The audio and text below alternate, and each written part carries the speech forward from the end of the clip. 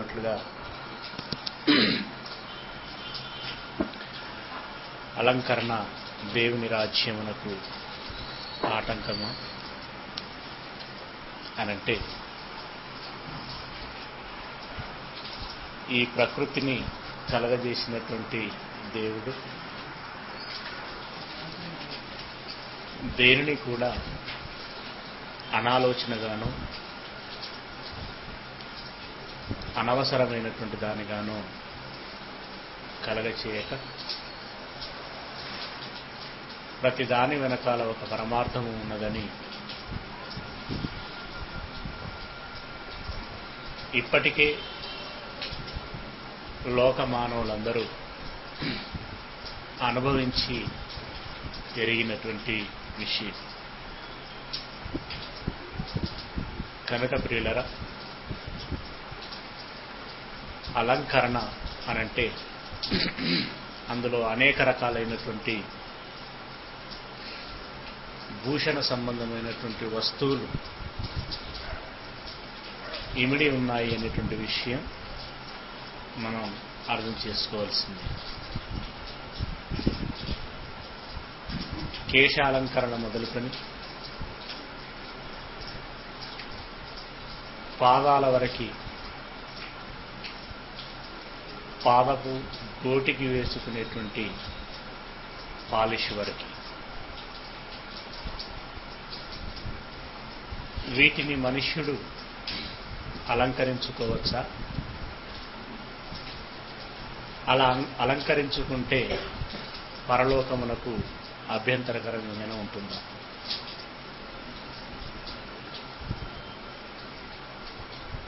వీటి విషయాల్లో బైబిల్ ఏదైతే చెబుతూ ఉంటుందో,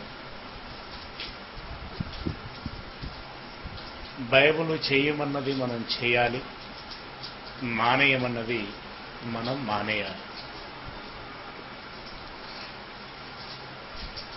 బైబిల్ మౌనంగా ఉన్నటువంటి దాని విషయంలో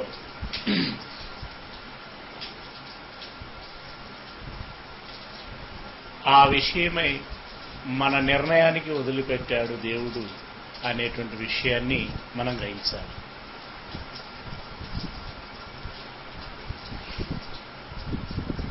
కనుక ప్రియులారా, క్రీస్తుకు పూర్వము ఆదాము మొదలుకొని క్రీస్తు ఈ లోకములోనికి వచ్చి నూతన ధర్మశాస్త్రాన్ని ఆవిష్కరించేంతవరకు భూషణాల విషయంలో దేవుడు ఏం చెప్పాడు అనేటువంటి విషయాన్ని గత వారంలో మనం సాధ్యమైనంత సమగ్రంగా దాన్ని పరిశీలించేటువంటి ప్రయత్నం చేశాం. దానిలో మనకు తేలినటువంటి విషయం ఏంటంటే, సాధారణంగా వెండితోనైతేనేమి, బంగారంతోనైతేనేమి, ముత్యములు, వజ్రాలు, తదితరమైనటువంటి రత్నాలు, వాటిని తమ పిల్లలు ధరించుకోవటం దేవునికి ఇష్టమే. కానీ వాటి మూలంగా వారు గర్వపడుతున్నప్పుడు, వాటి ద్వారా దేవుణ్ణి అవమానపరిచేటువంటి పనులు చేసి తనకు దూరమవుతున్నప్పుడు, తండ్రిని విడిచి మరొకరి చెంత చేరుతున్నారనుకుంటున్నప్పుడు మాత్రం ఖచ్చితంగా వాటిని నిషేధించినట్లుగా మనం చూడగలుగుతుంటాం. ప్రియులరా, మరి ఈ క్రొత్త నిబంధనలో ఉన్నటువంటి మనకి ఈ ఆభరణాల విషయంలో దేవుడు ఏం చెప్పాడు అనేటువంటి విషయాన్ని పరిశీలించేటువంటి ప్రయత్నం చేస్తే, మొదటగా మనం చూడవలసినటువంటి పుస్తకం పౌలు తిమోతికి రాసినటువంటి మొదటి పత్రిక 2వ అధ్యాయము. తిమోతికి రాసినటువంటి మొదటి పత్రిక 2వ అధ్యాయము 9వ వచనంలో నుండి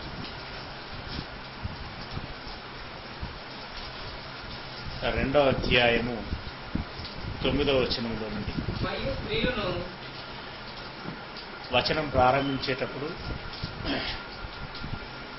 ఈ కన్జంక్షన్స్ ఏవైతే ఉంటాయో, ఇంటర్జంక్షన్స్,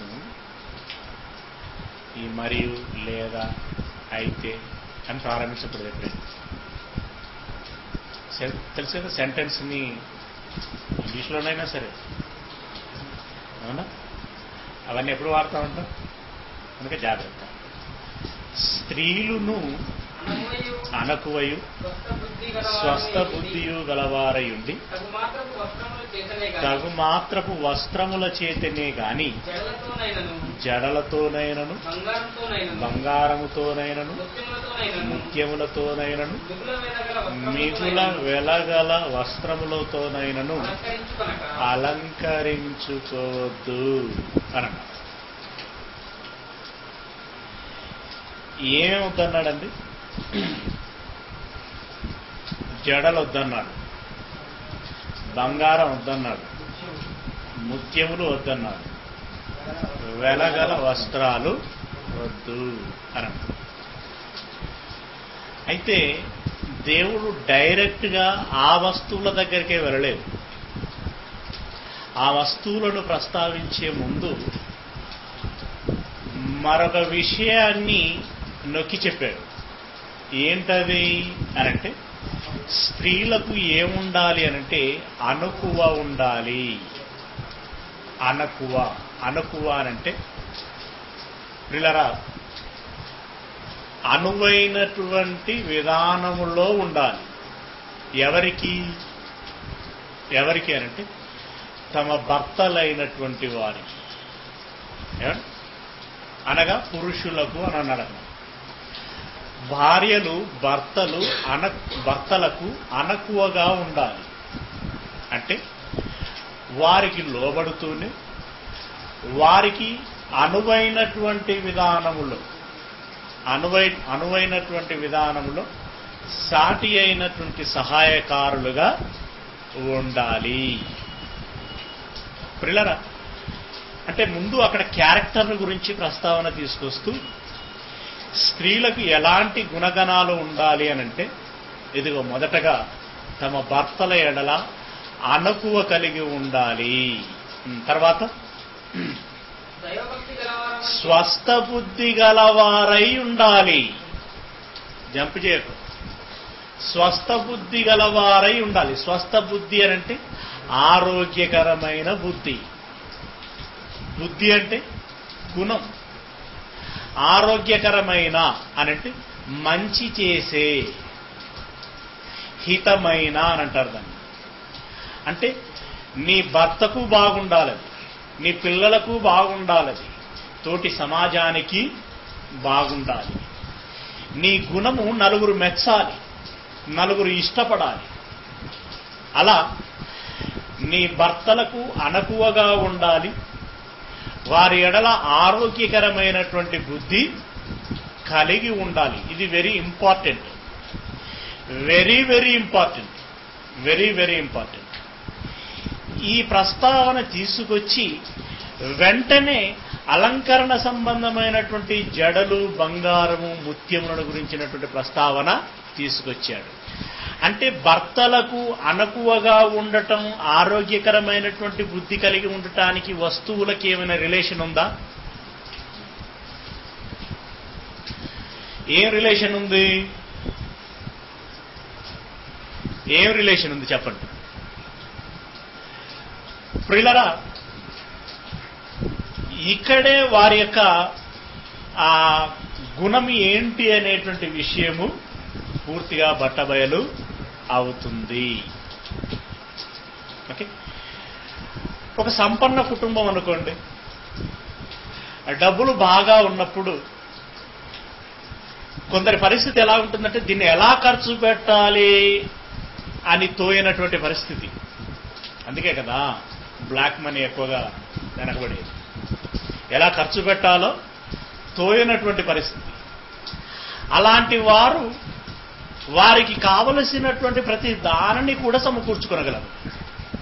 అప్పుడు వారికి ఏ లోటు కనబడదు, ఏ లోటు కనబడదు. అయితే సహజంగానే మనిషి శరీరం అనేటువంటిది ఆశాజనితమైనటువంటి శరీరం. అవునా? ఇకపోతే ఈ శరీరానికి ఉండేటువంటి ఆ ఆశ కేవలము ఆశకు మాత్రమే పరిమితమైపోతే బాగానే ఉండేది. కానీ దురాశ కలిగినటువంటిది, అవునా, వేషధారణతో కూడుకున్నటువంటిది. అంటే ఉన్నదానికంటే మరి ఎక్కువగా కోరుకోవాలని తాపత్రయపడేది. మనకు ఎంత ఉన్నది అనేటువంటిది అనవసరం, మన శక్తి ఎంత అనేటువంటిది అనవసరం. పిల్లరా, ఎవరి ఇంటిలోనైనా ఏ వస్తువునైనా మనం చూసినప్పుడు ఆ వస్తువు మన ఇంటిలో కూడా ఉండాలి. ఎందుకు ఉండకూడదు? ఎవరి ఒంటి మీదనైనా కాస్ట్లీ దుస్తులు మనకు కనబడినప్పుడు అవి మనం ఎందుకు వేసుకోకూడదు? అలాగే స్త్రీలకి ఒకరి ఒంటి మీద ఈ ఆకర్షించేటువంటి ఆభరణాలు ఉన్నప్పుడు వారికి నేత్రాశ కలుగుతుంది. ఇలాంటి ఆభరణాలు నాకుంటే బాగుండు, ఇలాంటి ఆభరణాలు నాకు ఉంటే బాగుండు. పిల్లరా, చాలా మంది భార్యల విషయాలలో భర్తలకు సహకరించేటువంటి వారిని మనం చూస్తూ ఉంటాం. అలా కాకుండా భర్తలతో విభేదించేటువంటి వారిని కూడా మనం చూస్తూ ఉంటాం. షారాయి ఉందండి, ఒక విషయంలో పొరపాటు చేసింది, దానికి ఆదరణ. కానీ మిగిలిన విషయాలలోనండి భర్త ఎక్కడికి వెళ్దామంటే అక్కడికి వెళ్ళేదండి. ఎంతలో ఉండాలి అనంటే అంతలో ఉండేది. అంటే భర్తకు సహకరించగలిగేటువంటి మంచి గుణమున్నటువంటి ఆదర్శవంతురాలు శారా. ఓకే. అలాగే ప్రిస్కిల్లా అనేటువంటి ఒక స్త్రీని గురించి మనం ఆలోచించాం. ఆమె ఎంత మంచి గుణం ఉన్నటువంటి స్త్రీ అనంటే, భర్త డేరాలు కుట్టేవాడైతే ఆ వృత్తికి ఆమె సహకరించింది. మనం డేరాలు కుట్టడం ఏంటి, ఈ ఊర్ల పంటి తిరగడం ఏంటి అనలేదు. అందరు భర్తలు ఇలాగనే భార్యలు తిప్పుతున్నారా? అందరు భర్తలు ఇలాగే భార్యలను శ్రమ పెడుతున్నారా అని అనలేదా? పైగా పురుషుడు అనేటువంటి వాడు దైవచిత్తాన్ని నెరవేర్చాలి. ముఖ్యంగా దైవచిత్తం అనగా ఇక్కడ సువార్తను ప్రకటించాలి. అలా సువార్త ప్రకటించటంలో గణనీయంగా సహకరించినటువంటిది ప్రిస్కిల్లా.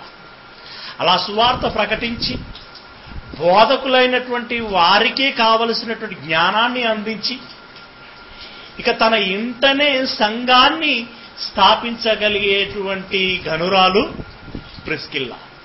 అలా భర్తకి మంచి సహకారం అందించింది. అంటే ఇప్పుడు భర్తకు ఏం కావాలో అది ఆమె అందించిందే గాని తనకేం కావాలో భర్తను ఆమె డిమాండ్ ఏమీ చేయలేదు. భర్తను డిమాండ్ చేయలేదు. అదే సమయంలో మనం గుర్తించవలసినటువంటి విషయం ఏంటంటే, వారు డిమాండ్ చేయలేదు కదా అని చెప్పి భర్త వీడికి ఇంతే నయమని అలా వెళ్ళిపోవటానికి వీల్లేదు. భర్త కూడా ఏం చేయాలి? భర్తలారా, మీ భార్యలను ప్రేమించుడి. అంటే ప్రేమించుడి అనంటే మీకు ఇంతకుముందుకి నిర్వచనం చెప్పాను. ప్రేమించటం అంటే ఏంటి అసలు? వారికి అవసరమైనటువంటి దానిని సమకూర్చటానికి అవసరమైతే మనల్ని మనం త్యాగం చేసుకుంటాం. అవునా? మరి నీ భార్యను నువ్వు ప్రేమించాలి అనంటే ఆమె అవసరాలేంటో నీవు కనిపెట్టాలి. అనగా నీ శక్తి లోపం లేకుండా నీ ప్రయత్న లోపం లేకుండా నీవు ఆమెని ప్రేమించాలి. అంటే కనీసపు ప్రేమ, తినడానికి ఆహారం, త్రాగడానికి నీరు, రోగానికి మందు, కట్టుకోవడానికి వస్త్రం, ఉండటానికి గూడు, ఈ కనీస అవసరాలైన నీవు తీర్చగలగాలి. ఇంకా మరి భార్యాభర్తలు అన్నప్పుడు అచ్చట ముచ్చట. దానిలో నీ శక్తి మేరకి నువ్వు నీ భార్యను నీవు ప్రేమించగలగాలి. అదే సమయంలో భార్య కూడా ఏం అర్థం చేసుకోగలగాలి? ఉన్న వనరులేంటి, ఉన్న పరిస్థితులేంటి, కుటుంబ నేపథ్యం ఏంటి, భర్తకున్నటువంటి శక్తియుక్తులు ఏంటి, సామర్థ్యం ఏంటి, సమర్థత ఏంటి, వీటినన్నిటిని దృష్టిలో పెట్టుకొని భార్య మసలుకోవాలి. అలా కాకుండా నువ్వేం చేస్తావో నాకు అనవసరం, నువ్వు ఎక్కడికి వెళుతావో నాకు అనవసరం, ఇదిగో ఇంటిలో ఏమేమి ఉండాలో లిస్ట్ అంతా రాసిస్తున్నా,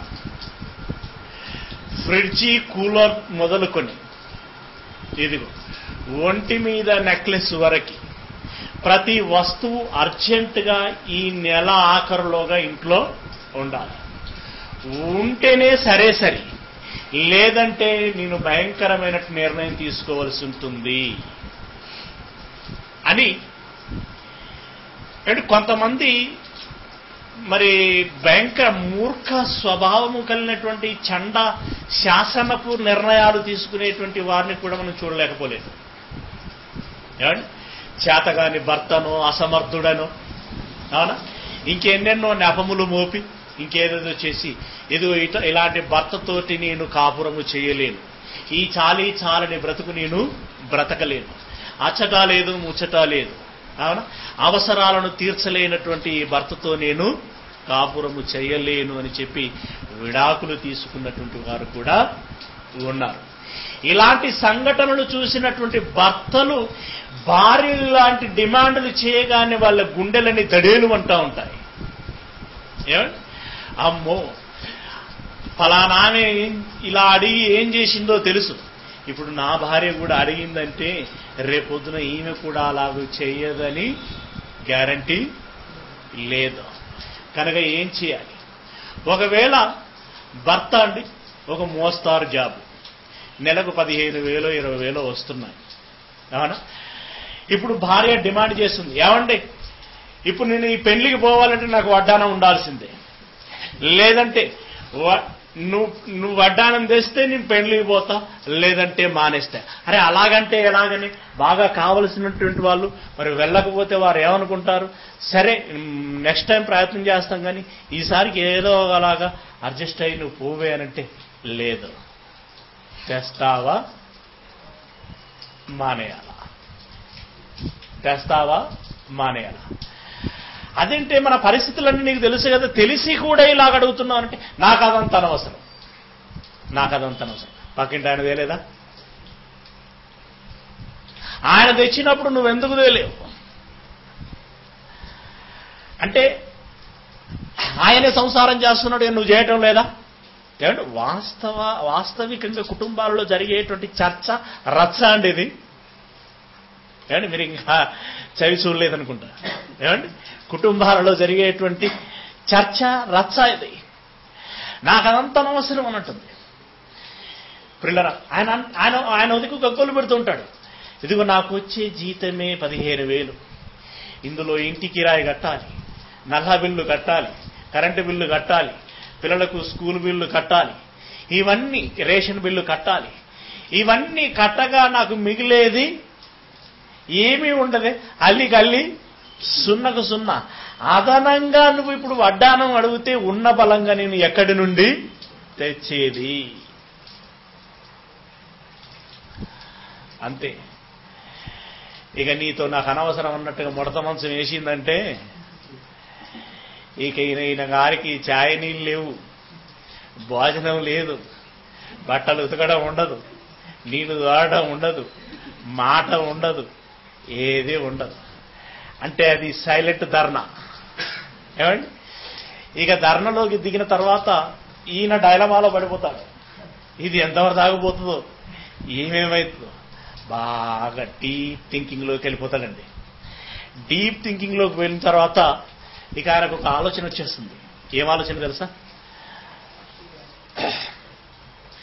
రైట్ రూట్లో వెళ్ళినంత కాలం ఇది నేను సాధించలేను, ఇంకేదైనా రాంగ్ రూటు సెట్ చేసుకోవాలి. వెంటనే రాత్రి మంచి తన దృష్టిలో తనకు అనిపిస్తుంది, ఒక అద్భుతమైన ఆలోచన అనుకుంటాడు. అంతే, పొద్దున్నే ఆఫీస్కి వెళ్ళగానే మరి ఆయన ముందుకు ఏదైనా ఫైలు రాగానే ఇక భాష మారుస్తాడు, రూటు మారుస్తాడు.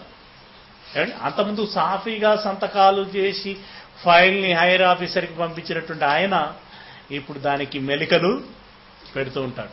ఇదిగో ఈ ఫైల్ ఆ సార్ దగ్గరికి పోవాలంటే కొంత ఖర్చు అవుతుంది అని అంటాడు. అంతే, బల్ల కింద నుండి చేయబెట్టడం అలవాటు చేసుకుంటాడు. అంటే ఇప్పుడు ఇతడు ఈ తప్పుడు పని చేయటానికి ఎక్కడ లింక్ అయి ఉన్నా చూడండి,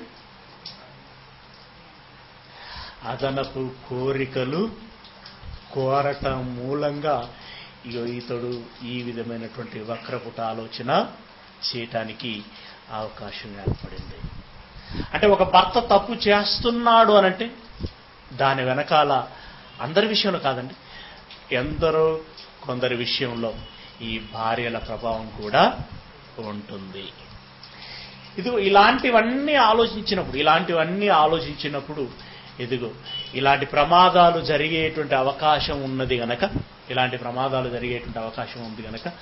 ఇదిగో భార్యలారా, మీరు గుణవంతులైతే, మీరు ఆలోచించగలిగితే ఇదిగో అలాంటి ప్రమాదాలు జరిగేటువంటి అవకాశం ఉండదు చెప్తున్నాడండి. ప్రియులారా, ఇలా అక్రమ సంపాదనకి కూడా అవకాశం లేనటువంటి వారు వాళ్ళు ఏం చేస్తారు అనంటే, ఇప్పుడు చూడండి మనం చూస్తున్నాం, కంపెనీలు పట్టుకున్న అంటే కంపెనీలలో జాబులు చేస్తున్నటువంటి వారు మామూలుగానైతేనండి వారు బ్రతకడానికే అని అనుకుంటే, బ్రతుకుతే చాలు అని అనుకుంటే వారు రెగ్యులర్ డ్యూటీ చేసుకుంటే చాలండి వాళ్ళకి. కానీ ఓటీలు ఎందుకు చేస్తున్నారంటే ఏమంటే ఇల్లు గుల్లగా కనబడుతున్నది, అంటే వస్తువులేమీ కనబడటం లేదు, అంటే ఇల్లంతా బోసిపోయినట్టుందంట. మరి కలకలలాడాలి, ఇల్లు కలకలలాడాలంటే వస్తువులతో నిండాలి. వస్తువులతో నిండాలంటే డ్యూటీ చేసి సరిపోవటం లేదు. మరి ఇప్పుడు ఏం చేయాలి? ఓటీలు చేయాలి. అంటే ఇప్పుడు డే చేయాలి అండ్ నైట్ చేయాలి. అంటే డే అండ్ నైట్. కొంతమంది అండి వాళ్ళకున్నటువంటి ఆఫ్లను కూడా వాడుకోరండి, ఆఫ్లో కూడా డ్యూటీ చేస్తూ ఉంటారు. అంటే వాళ్ళు విశ్రాంతి తీసుకోవాల్సినటువంటి సమయాన్ని కూడా డ్యూటీ చేస్తూ ఉంటారు. అంటే డ్యూటీలు, ఓటీలు, ఆఫ్లలో కూడా డ్యూటీలు చేస్తారు. ఇలా నెలలు, సంవత్సరాలు గడిచిపోతూ ఉంటాయి. అండ్ మనిషికండి విశ్రాంతి ఉండదు, కుంగిపోతాడు, అనారోగ్యం పాలవుతాడు, ఇంకెన్నెన్నో అనర్థాలకి దారి తీస్తూ ఉంటుంది. మరి డ్యూటీలు చేసి, ఓటీలు చేసి, ఆఫ్లు కూడా డ్యూటీలకే వాడుకుంటే ఇక ఈ జీవితమే దీనికి అంకితమైపోతే ఇతడు దేవుని పని చేసేది అన్నాడు.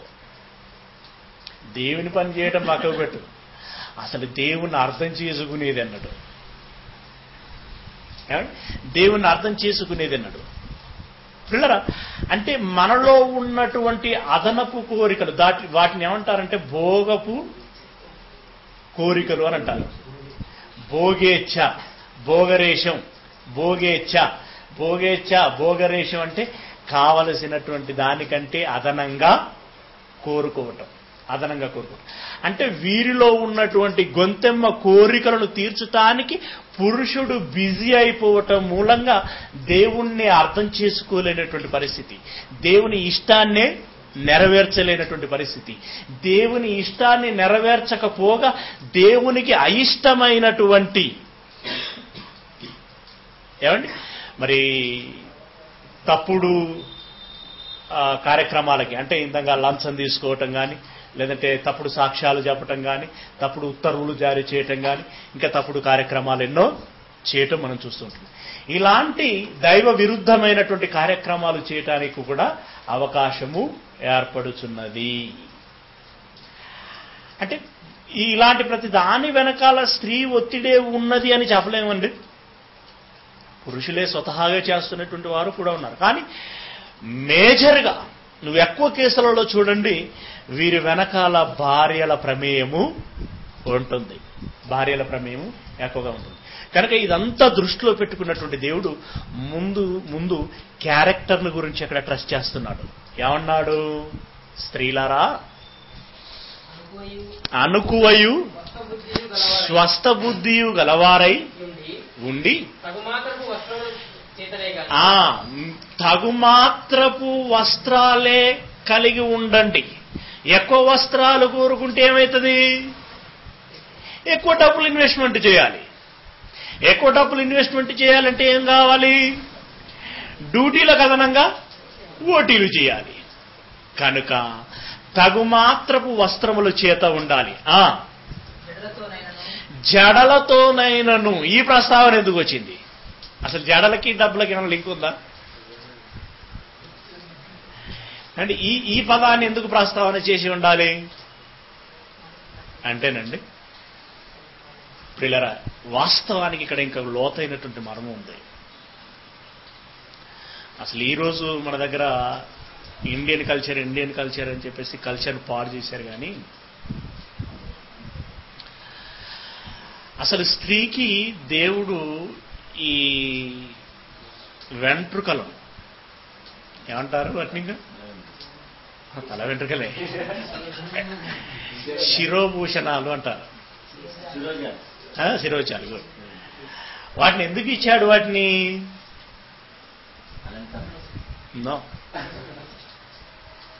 అలంకరణ, అందానికి కాదు,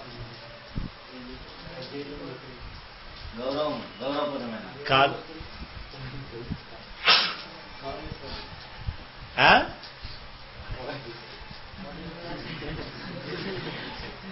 ప్రియులరా, వారి ఒంటిని కప్పుకోవడానికి అని అంటాడు. మీకు కొరింథీ పత్రిక 11వ అధ్యాయంలో ఉంటుంది.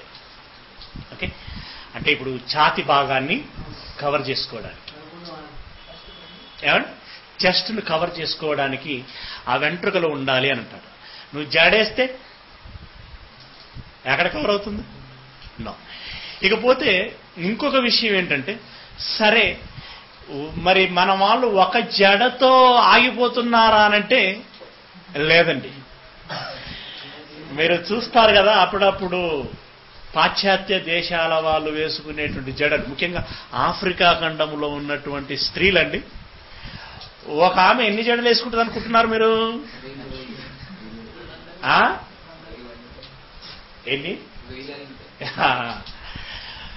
ఏమండి, మామూలుగా మనకున్నటువంటి ఆలోచన ఏంటంటే స్త్రీలు తయారవ్వటము లేటు అనేటువంటిది అందరిలో ఫిక్స్ అయిపోయినటువంటి ఆలోచన. తయారవ్వాలంటే వాళ్ళు టైం బాగా తీసుకుంటారు. ఎందుకు టైం బాగా తీసుకుంటారో అందులో ఒక పార్ట్ ఏది? ఈ తలను చక్కదిద్దుకోవటం. అంటే ఒక్క జడ వేసుకోవడానికే వీళ్ళు ఇంత సమయం తీసుకుంటున్నారంటే మరి తమ్ముడు అన్నట్లు లెక్క పెట్టినట్టున్నాడు పాపం. ఏమండి, మరి ఆ 1000 జడలు వేసుకోవాలంటే వారు ఇంకెంత టైంను ఖర్చు చేయాలి? సమయం చాలా విలువైంది కదా. సమయం చాలా విలువైంది అయినప్పుడు ఆ విలువైనటువంటి సమయాన్ని ఈ జడలు అనేటువంటి దీనికోసం వెచ్చిస్తే ఒక జడకు ఇంత సమయం అయితే 1000 జడలు వేసుకోవటానికి రోజులకు రోజులే మరి కేటాయిస్తున్నటువంటి పరిస్థితుల్లో, మరి జీవిత కాలంలో దేవుడిచ్చినటువంటి ఆయుష్ కాలంలో వారికి 50, 60, 70 సంవత్సరాలు ఇస్తే జడలకు ఎంత పోతుందో చెప్పండి. మనం ఇదివరకే చెప్పుకున్నాం కదా, ఒక మనిషికి 70 సంవత్సరాల జీవితకాలం ఇస్తే నిద్రపోవడానికి ఎంత పోతుంది? అందులో రెస్ట్కి హాఫ్. 35 సంవత్సరాలు నిద్రపోవడానికి పోతే కాలకృత్యాలు తీసుకోవటానికి మళ్ళీ ఆ 35లో ఈ మిగిలిన అవసరాలను తీర్చుకోవటానికి 10-15 పోతే, అవునా, నీకు చివరికి వచ్చేసరికి నీకు ఎంత సమయం? మళ్ళీ నీ డ్యూటీలు పోవాలి. నీ డ్యూటీకి 8 అవర్స్ తీసేస్తే, అవునా, ఇక దేవునికి మిగిలిన సమయం ఎంత? దేవునికి మిగిలిన సమయం ఎంత? అందులో నువ్వు 1000 జడలేత్తేగా కష్టం కదా. అందుకే జడలు అంటే అదనము వద్దు, అదనము వద్దు. జడలతోనైనను బంగారముతోనైనను. అంటే ప్రియులరా, బంగారము అనంటే అది విలువైనటువంటి వస్తువు అని మనకు తెలుసు. అంటే ఎందుకంటే ప్రపంచంలో దొరికేటువంటి ఖనిజాలలో ఇది అరుదైనది, అరుదైనది. కానీ దీనికి ఒక మంచి మెరుగైన గుణము ఉంది. మెరుగ్గా ఉండటం, ఆకర్షించటం, అరుదైనది అవ్వటం మూలంగా సహజంగానే డిమాండ్ ఎక్కువ. డిమాండ్ ఎక్కువ పెరిగిపోవటం మూలంగా కాస్ట్లీ వస్తువు అయిపోయింది అది. అవునా? కాస్ట్లీ వస్తువు అయిపోవటం మూలంగా ఇప్పుడు దాన్ని మనం వశం చేసుకోవాలంటే మోస్ట్లీగా సమయాన్ని కేటాయించవలసి వస్తుంది. కనుక ఆ బంగారము జోలికి మీరు వెళ్ళకండి, ఆ బంగారము జోలికి మీరు వెళ్ళకండి. అంటే జడలు వద్దు, బంగారము వద్దు. తర్వాత ముత్యములు, అవి విలువైనవి తెలుసు కదా మీకు. అవి ముత్యములతోనైనను, మిగుల వెలగల వస్త్రములు. పెళ్లికి వచ్చినటువంటి స్త్రీలందరూ ఒక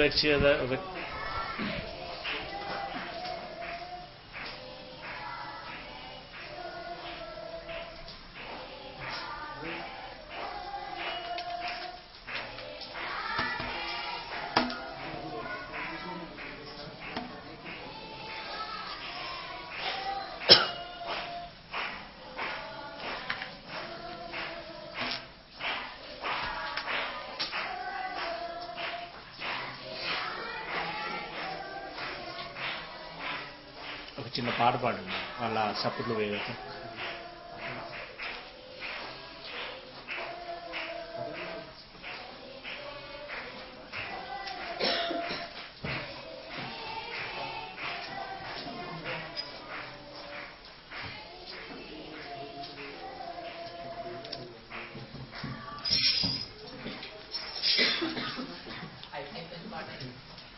మీరు ఎట్టకట్ట అలాగే అది అయిపోయింది.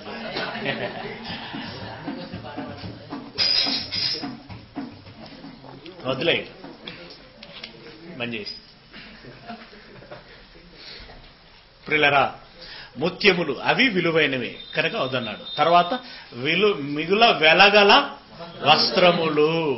స్త్రీలందరూ మీరు గమనించారో లేదు, నలుగురు స్త్రీలు కూర్చున్నారంటే వేటి గురించి ప్రస్తావన వస్తుందండి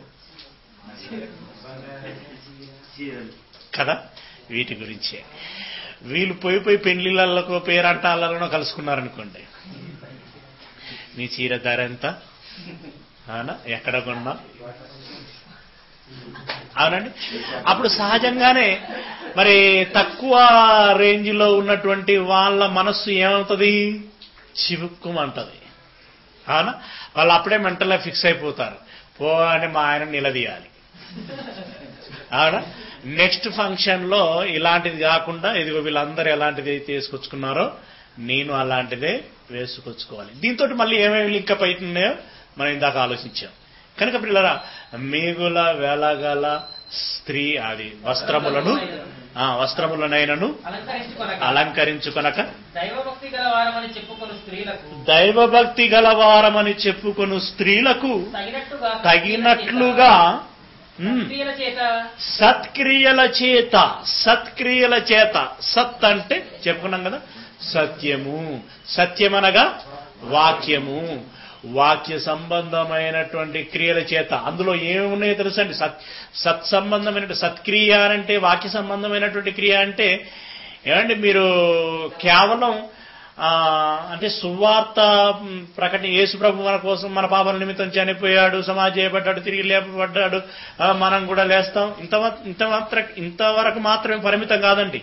సత్క్రియలు అనేటువంటి చేసేటువంటి వాడు సాటి అయినటువంటి వ్యక్తిని ప్రేమిస్తాడు. అవునా? సత్క్రియ ఉన్నటువంటి స్త్రీ అయితే సాటి స్త్రీని ప్రేమిస్తుంది. అవునా? ఆకలితో ఉన్నటువంటి వారికి అన్నం పెడుతుంది, నీరిస్తుంది, వస్త్రం ఇస్తుంది, గూడులో చోటిస్తుంది. ఇన్ని రకాలైనటువంటివి ఉంటాయి. అవునా? మాట అన్నటువంటి వాళ్ళకు మాటకు మాట అనదు, తిట్టిన వాళ్ళని తిట్టదు, కొట్టిన వాళ్ళను కొట్టాలని అనుకోదు. ఈ విధమైనటువంటి ఉండవండి. శత్రువునైనా సరే ప్రేమించాలి అని అనుకుంటే ఇవన్నీ సత్క్రియలో భాగం. ఈ విధంగా సత్క్రియల చేత తమ్మును తాము అలంకరించుకొనవలెను. అంటే ఇప్పుడు ఎవరైనా చూసి అబ్బా ఆమె ఎంత మంచి చీర కట్టుకున్నది, ఎంత మంచి కలర్ అది చూడ, అది ఆ చీరకి మెడలో నెక్లెస్కి భలే సూట్ అయింది కదా, చూడ నిజంగా ఆ చెవులకు వేలాడేటువంటి ఆ లోలాకులకి, మెడలో ఉన్నటువంటి ఆ యొక్క హారానికి, ఈ చీరకి, ఈ వడ్డానానికి, ఆ ఫేస్కి ఏమో సూట్ అయింది కదనే అని అలా చెప్పుకోవటానికంటే ఏమని చెప్పుకోవాలంటే బామె గుణం ఎంత మంచిది, నిజంగా ఇంత బాగా. మనం ఎగ్జాంపుల్గా చెప్పుకోవాలంటే మదర్ తెరిసా అండి.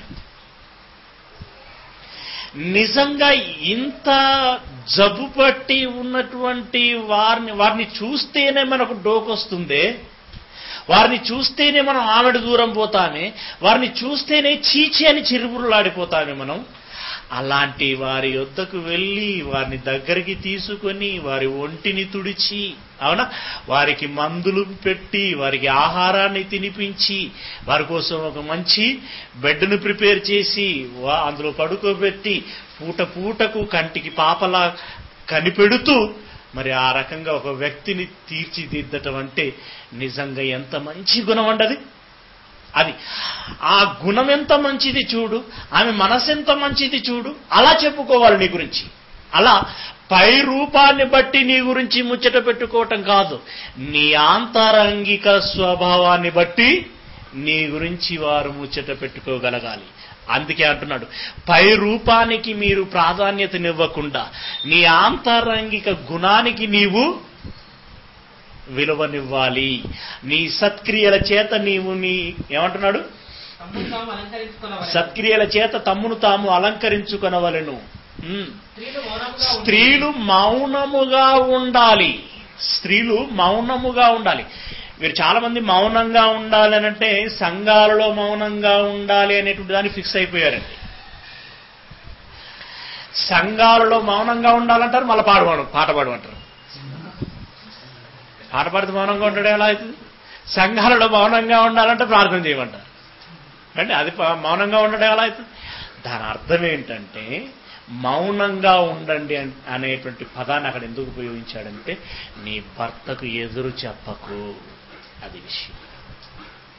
నీ భర్తకు నువ్వు ఎదురు చెప్పకు. ఎందుకంటే పురుషుడు ఉన్నాడు అనుకోండి, పురుషుడు దేవునికి ఎదురు చెప్పకూడదు. అసలు మనం దేవునికి ఎదురు చెప్పగలవాలన్నా చెప్పొచ్చా? చెప్పకూడదు. పురుషుడు దేవునికి ఎదురు చెప్పకూడదు, ఎందుకంటే పురుషుడు దేవునిలో నుండి వచ్చినవాడు. స్త్రీ పురుషునికి ఎదురు చెప్పకూడదు, అంటే భర్తకి ఎదురు చెప్పకూడదు, ఎందుకంటే స్త్రీ పురుషునిలో నుండి వచ్చింది కనుక. అంటే దేవుడికి పురుషుడు లోబడాలి, పురుషుడికి స్త్రీ లోబడాలి. దేవునికి పురుషుడు ఎదురు చెప్పకూడదు, పురుషునికి స్త్రీ ఎదురు చెప్పకూడదు. ఇది దేవుడు ఏర్పాటు చేసినటువంటి ఒక క్రమం, ఒక ప్రిన్సిపల్, ఒక పద్ధతి కనుక పురుషుడు ఏదైనా నిర్ణయం తీసుకున్నప్పుడు నువ్వు సలహా ఇవ్వు, పర్వాలేదు, సలహా ఇవ్వు, కానీ ఉపదేశం చేయకు. అంటే పాఠం చెప్పకు మళ్ళీ నువ్వు తిరిగి ఇట్లా కాదు అట్లా అని. ఏమండి, నువ్వు సలహా ఇవ్వు. అందుకే ఇక్కడ ఏమంటున్నంటే నువ్వు ఎదురు చెప్పక మౌనముగా ఉండుము. ఈ సందర్భం అంతా స్త్రీ పురుషులకు సంబంధించినటువంటి సందర్భం. మీరు చాలా గమనించాలి, ఇక్కడ స్త్రీ పురుషులకు సంబంధించినటువంటి సందర్భం. స్త్రీలు మౌనముగా ఉండి సంపూర్ణ విధేయతతో నేర్చుకునవలెను. స్త్రీ మౌనముగా ఉండవలసినదే గాని ఉపదేశించుటకైనను పురుషుని మీద అధికారము చేయుటకైనను ఆమెకు ఇయ్యనుగాక ఇవ్వను. స్త్రీ ఎవరి మీద అధికారం చెలాయించకూడదట? పురుషుని మీద అధికారము చెలాయించకూడదు. దేవుడు ఎందుకు ఇలా పక్షపాతం చేశాడు అని అనుకుంటున్నారా? కాకుండా మీకు ఇద్దరికి సమాన ఈక్వల్ పవర్స్ ఉన్నాయని అన్నాడు అనుకోండి, ఇప్పుడు ఏం జరుగుతుంది చెప్పండి? సహజంగా మన హైదరాబాద్కి 2 సిటీ మేయర్లను పెట్టారనుకోండి, సేమ్ టైం ఏం జరుగుతుంది చెప్పండి? ప్రియులారా, ఇద్దరికి సమనాయకత్వం ఉన్నప్పుడు, ఈక్వల్ పవర్స్ ఉన్నప్పుడు అక్కడ ఇద్దరి మధ్యలో ఏం జరుగుతుంది? రగడే జరుగుతుంది. అలాగే ఒక కుటుంబంలో స్త్రీ పురుషులు సమానం అని చెప్పి ఇద్దరికి ఈక్వల్ పవర్స్ ఇచ్చారనుకోండి, నా మాట ఎందుకు వినవనంటే నా మాట ఎందుకు వినవు అనేటువంటి జిజ్జు షరతులు వస్తాయే తప్పితే మరి ఒకరికి ఒకరు తలొగ్గటం అనేది జరగదు. కనుక ఒక వ్యవస్థ అనేది అది కుటుంబం మొదలుకొని మరి ఎంత పెద్దదైనదైనా సరే అది సాఫీగా నడవాలి అనంటే ప్రియులారా, దానంతటికి ఒక నాయకుడు ఉండాలి. మిగిలిన వాళ్ళందరూ కూడా ఆ నాయకునికి లోబడగలిగేటువంటి వారై ఉండాలి. అప్పుడే ఆ కుటుంబం సాఫీగా నడవగలుగుతుంది. కుటుంబమే కాదు, ఒక వ్యవస్థ అయినా సరే అప్పుడే అది సాఫీగా నడవగలుగుతుంది. కనుక నాయకుడు అనేటువంటి వాడు ఉండాలి, మిగిలిన వారు లోబడేటువంటి వారు ఉండాలి. ఇప్పుడు కుటుంబానికి నాయకుడు పురుషుడు అని అన్నాడు. ఇప్పుడు స్త్రీ లోబడాలి. ఇప్పుడు స్త్రీ పురుషునికి లోబడవలసిందే తప్పితే ఏమన్నాడు? అతనికి పురుషుని మీద అధికారము చేయుటకు ఆమెకు నేను సెలవివ్వను. పురుషునికి లోబడాలి అంతే తప్పితే అధికారం చెలాయించడానికి వీల్లేదు. రైట్. ఇప్పుడు ఇదంతా మనం ఆలోచించినప్పుడు భూషణాలకు సంబంధించినటువంటి ప్రస్తావన ఎందుకు వచ్చిందో మీకు అర్థమైందండి? ముందే మాట ఉంది, వెనకే మాట ఉంది. భూషణాలకు ముందే మాట ఉంది, భూషణాలకు వెనకే మాట ఉంది. చెప్పండి, ముందేమన్నాడు? భూషణాల గురించి ప్రస్తావించే ముందు అనుకువగా ఉండాలి, మీరు పురుషులకు అనుకువగా ఉండాలి, స్వస్థ బుద్ధి గలవారై ఉండాలి అన్నాడు. తర్వాత ఏమన్నాడు? మళ్ళీ మీరు మౌనంగా ఉండాలి, సంపూర్ణ విధేయతతో నేర్చుకునవలను, ఇంకా మౌనంగా ఉండాలి తప్పితే నీ భర్తకే పాఠాలు చెప్పేటట్టుగా గాను అధికారం చేయటకైనా నేను అవకాశము ఇవ్వను అని అన్నాడు. అంటే ఇప్పుడు ఏం చెప్పాడంటే, నీ భర్త తనకు తాకత్తు ఉండి తీసుకొచ్చి ఇస్తే నువ్వు ధరించుకోలేదంటే నోరు మూసుకొని కూర్చో, అంతే. అతడు నీకు వస్త్రం తన శక్తి మేరకి తానేది తీసుకొని ఇస్తే అది కట్టుకో, అంతే. నీకు ఏ భూషణం తీసుకొచ్చి ఇస్తే అది ధరించుకో. ఇది లేదు అది లేదు అని డిమాండ్ చేయదు, ప్రేమతో అడుగు. అంతటితో నీ భర్త ఏదో చెబుతాడు, అంతటితో నువ్వు అర్థం చేసుకుని అంతటి వరకే నువ్వు పరిమితమై ఉండు. లేదా తెస్తావా చస్తావా ఈ టైపులో నీవు డిమాండ్ చేయకు. అది అక్కడ ఉన్నటువంటి మతలబండి. అంతేగాని అక్కడ పూర్తిగా వద్దని కానీ లేదంటే మీరు ధరించుకోండి అని కానీ, అంటే కంపల్సరీ అని కానీ అక్కడ ఏమీ లేదు. జాగ్రత్తగా గమనించాలి. ఎందుకంటే ఇక్కడ ఉన్నటువంటి ఈ 3 పదాలని తీసుకుని వద్దన్నాడు దేవుడు అని చెప్పేసి ఫిక్స్ అయిపోతున్నారు.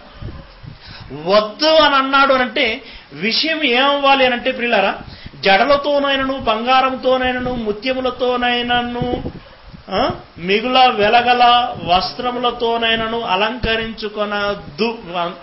అలంకరించుకోవద్దు అని చెప్పి ఫుల్ స్టాప్ పెట్టాలి. కానీ విషయాన్ని అక్కడికి క్లోజ్ చేయలేదు. చూడండి, కామా పెట్టాడు.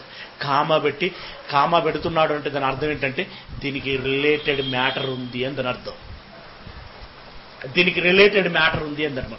దీన్ని బట్టి ఈ మాట నీకు చెప్పవలసి వస్తుంది అని దాని అర్థం. దీనిని బట్టి ఈ విషయం నీకు చెప్పవలసి వస్తుంది. కనుక ఆ దేనిని బట్టి ఈ విషయం చెబుతున్నాడు అనేటువంటి విషయాన్ని మనం ఆలోచించగలగాలి. దేనిని బట్టి పలాని దాన్ని బట్టి అందుకోసం అన్నాడా ఓహో అని అనుకోవాలి, అలా అర్థం చేసుకోగలగాలి. రైట్. ఇంకా దీనికి కొనసాగింపుగా మరింత కొంచెం లోతుగా నీకు పేతురు పత్రికలో ఉంటుంది. పేతురు గారు రాసినటువంటి మొదటి పత్రిక 3వ అధ్యాయము 2వ వచనంలో, పేతురు గారు రాసినటువంటి మొదటి పత్రిక 3వ అధ్యాయము 1 నుండి చూడండి. అటువలే స్త్రీలారా మీరు మీ స్వపురుషులకు లోబడి ఉండుడి.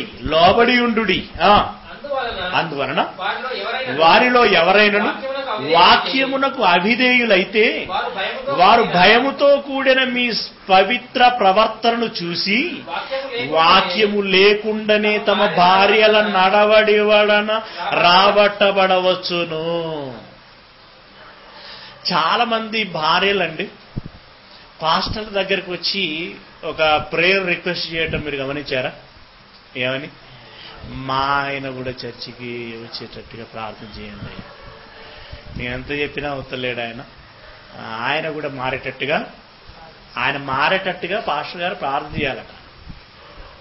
కానీ ఇక్కడేం సలహా ఇచ్చాడు? నీ క్యారెక్టర్ మంచిదైతే ఆలోచిస్తాడు నీ భర్త. అవును, నేను ఎంత కోపం చేసినా కూడా ఆమె అంత కూల్గా ఎలా ఉండగలుగుతున్నది? అసలు ఆశ్చర్యపడాలి అతడు. అవును, నేను ఇంత తీసి పాడేసినట్టుగా ఉన్నా కూడా ఆమె ఎంత గొప్పగా ఎలా ప్రేమించగలుగుతుంది? ఆలోచనలో పడాలి ఆయన. అలా నువ్వు చేసేటువంటి ప్రతి మంచి పనిని బట్టి, నువ్వు మాట్లాడేటువంటి ప్రతి మాటను బట్టి, నీ నడవడికను బట్టి నీ భర్త ఆలోచనలో పడిపోవాలి. అవును, ఈమెకి ఇంత గొప్ప గుణం ఎలా వంట పట్టింది, ఎలా వచ్చింది ఈమెకి?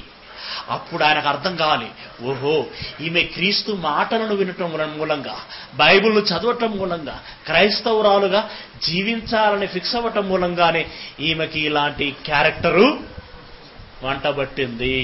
అవునా? అంటే క్రిస్టియానిటీలో ఇంత గొప్పతనం ఉందా? క్రీస్తు బోధనలో ఇంత మంచి విలువలున్నాయా అని అతడు అర్థం చేసుకోగలగాలి, ఆలోచించగలగాలి. అంటే నా భార్య క్రీస్తు మాటలను విని ఇంత గొప్ప వ్యక్తిత్వాన్ని సొంతం చేసుకున్నది అంటే మరి నేను మాత్రం ఎందుకు మారకూడదు అని అనుకోవాలి అతడు. అలా నీ క్యారెక్టర్ను బట్టి నీ భర్త మారాలి. అలా మారే అవకాశం ఎక్కువగా ఉంది అని అంటున్నాడు. అంటే ఇప్పుడు నీ క్యారెక్టర్ను బట్టి నీ భర్తను మార్చుకో అని అంటున్నాడు. ఇప్పుడు నీ భర్త మారలేదని నువ్వు పాస్టర్ రిక్వెస్ట్ కోరుకున్నావు అనంటే అసలు లోపం ఎక్కడుందనమాట? అర్థమవుతుందండి ధర్మన్న? ఆలోచన పట్టిన లోపం ఎక్కడుంది? భర్త మారలేండి మెజారిటీ, అంటే 100% ఎప్పుడు అవ్వదు. ఇక్కడ ఏమన్నాడంటే మేబీ అన్నాడండి, కింద ఏమన్నాడండి? వాక్యం లేకుండానే తమ భార్యల నడవడి వలన రాబట్టవచ్చును అంటే ఛాన్సెస్ ఎక్కువగా ఉన్నాయి అని అన్నాడండి. మరి ఈమె ప్రయత్నం ఏమో చేయదు. ప్రిల్లరా, మరి మొన్నటి వరకు పబ్లిక్ ట్యాబ్లో ఎక్కువగా ఉండేది. వీళ్ళండి మరి every week time to time చర్చికి వచ్చేటువంటి వాళ్ళే. కానీ ఈ పబ్లిక్ ట్యాపులలో క్యూలో నిలబడి నీళ్లు పట్టుకునే సమయానికండి ఇప్పుడు మేము క్రైస్తవులం అనేటువంటి విషయాన్ని కూడా మరిచిపోయి ఏమండి శీకలు మూటగట్టి ఏమండి శారీడు ఎగచొక్కుని నేనా నువ్వా అన్నంత వరకు వచ్చేసి ఏమండి అవసరమైతే మరి పురాణం మాట్లాడి ఆ తర్వాత అవునా మరి ఒకరినొకరు కొట్టుకునేటువంటి భజన వరకు కూడా వచ్చేస్తూ ఉంటుంది. మరి మళ్ళీ ఆమె ఆదివారం వచ్చిందంటే సిన్సియర్గా బయలు కొట్టుకుని చక్క టైంకి చర్చికి వెళ్ళిపోతుంటుంది. అలాంటి భార్యను చూసినప్పుడు భర్తకి ఏమనిపిస్తుంది చెప్పండి? ఆయన క్రైస్తవుడు మారాలని అనుకుంటాడు, అనిపిస్తుందా? అనిపించదు. చాలా మంది పాస్టర్ల పిల్లలేనండి మరి ఈరోజు చాలా దౌర్భాగ్యకరమైనటువంటి పరిస్థితులలో ఉన్నారు. వాటికి గల కారణాలు లేకపోలేదు. ఏంటవి? పాస్టర్ గారే ఎవరైనా మరి తన అవసరం ఉండి బయట వ్యక్తి వచ్చి ఏదో కారణాన్ని బట్టి వచ్చి మరి షడ్రక్ గారు అని అన్నప్పుడు ఇంట్లో పాస్టర్ గారే ఉండి కుమారునితో లేడని చెప్పుకోరా? లేడని చెప్పోరా అని అంటాడు. కంపల్సరీ పరిస్థితుల్లో వెళ్ళి లేడని చెప్తాడు. లేడని చెప్పనేది చెప్తాడు, కానీ తర్వాత ఆలోచించడా, మా డాడీ ఇంట్లోనే ఉండి లేడని చెప్పమని అన్నాడేంటి అంటే అప్పుడు ఈ పాస్టర్ అనేటువంటి వృత్తి మీద ఈ కుమారునికి ఏ అభిప్రాయం కలుగుతుంది? ఏ అభిప్రాయం కలుగుతుంది చెప్పండి? చులకన స్వభావం వచ్చేసిందా లేదా? అంటే ఈ పాస్టర్లందరూ ఇలాగే అనేటువంటి ఒక ఆలోచన వస్తుందా లేదా? అప్పుడు ఆ వృత్తి మీద గౌరవం ఉంటుందా, తగ్గుతుందా? తగ్గుతుంది. తగ్గిన తర్వాత నువ్వు కూడా పాస్టర్ గారు ట్రైనింగ్ చేయాలన్నావు అనుకో, సాల్తి నువ్వు చేసిందే చాలా ఎక్కువైంది, ఇంకా నేను చేసి ఏం ఉరగబెట్టేది ఏమి లేదు, నాకు చాలా పనులు ఉన్నాయంటాడు. అప్పుడు అవునా? చాలా మంది ఇప్పుడు పాస్టర్లకి పిల్లల ముందు విలువ లేకుండా అయిపోయిందండి. ఇలా కారణం ఏంటి? వారికి వారే ఆ విలువను తక్కువ చేసుకున్నారు. పిల్లరా, ఈ విధంగా మరి ఒక విషయం మీద ఒకటి డిపెండ్ అయి ఉంటుంది. రైట్. తర్వాత 3వ వచనంలోకి వచ్చేసరికి జడలు అల్లుకొనుటయు, బంగారు నగలు పెట్టుకొనుటయు, వస్త్రములు ధరించుకొనుటయు. నువ్వు గ్రామర్ మిస్టేక్ చేసావు చూడు. జడలు అల్లుకొనుటయు, బంగారు నగలు పెట్టుకొనుటయు, వస్త్రములు ధరించుకొనుటయు నాను. వస్త్రములు ధరించుకొనుటయు నను, వెలుపటి అలంకారము మీకు అలంకారముగా ఉండక. ఆగిపోలేదు, అక్కడికి ఆగిపోలేదు. అంటే ఈ మాట ఎందుకు చెప్పవలసి వస్తున్నది అంటే కేవలం బాహ్య అలంకారం మీదనే దృష్టి సారించేటువంటి వారిని దృష్టిలో పెట్టుకొని చెబుతున్నటువంటి మాట ఇది. అంటే కొందరండి మంచి నీట్గా తయారైపోతారండి, అలా చూస్తేనండి ముచ్చట పడిపోతాం మనమే. ఎంత నీట్గా, చాలా డీసెంట్గా, ఎంత బాగా తయారైపోయారండి, చాలా బాగా తయారైపోయారు. నోరు తెరుస్తేనండి డ్రైనేజ్ పైపే, భయంకరమైనటువంటి బండబూతులు. అప్పుడు ఆ మాటలు వినగానే చెవులు మూసేసుకుంటామండి. చెవులు అంటే కంపు అని ఆ మాటలు వింటూ ఉంటేనే డోకెచ్చేస్తూ ఉంటుంది.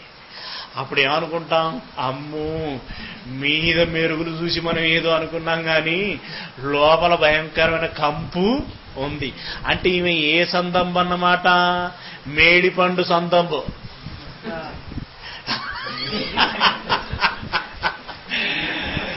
తెలుసు కదండి మేడిపండు పద్యం.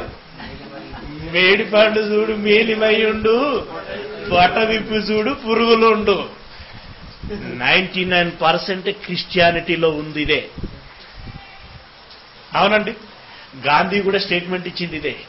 నేను క్రీస్తును ఒప్పుకుంటాను మంచివాడని, బైబిల్ను ఒప్పుకుంటాను అది మంచిదని, కానీ నేడున్నటువంటి క్రైస్తవులు మంచి వాళ్ళంటే మాత్రం నేను ఒప్పుకోను అని అన్నాడు ఆయన.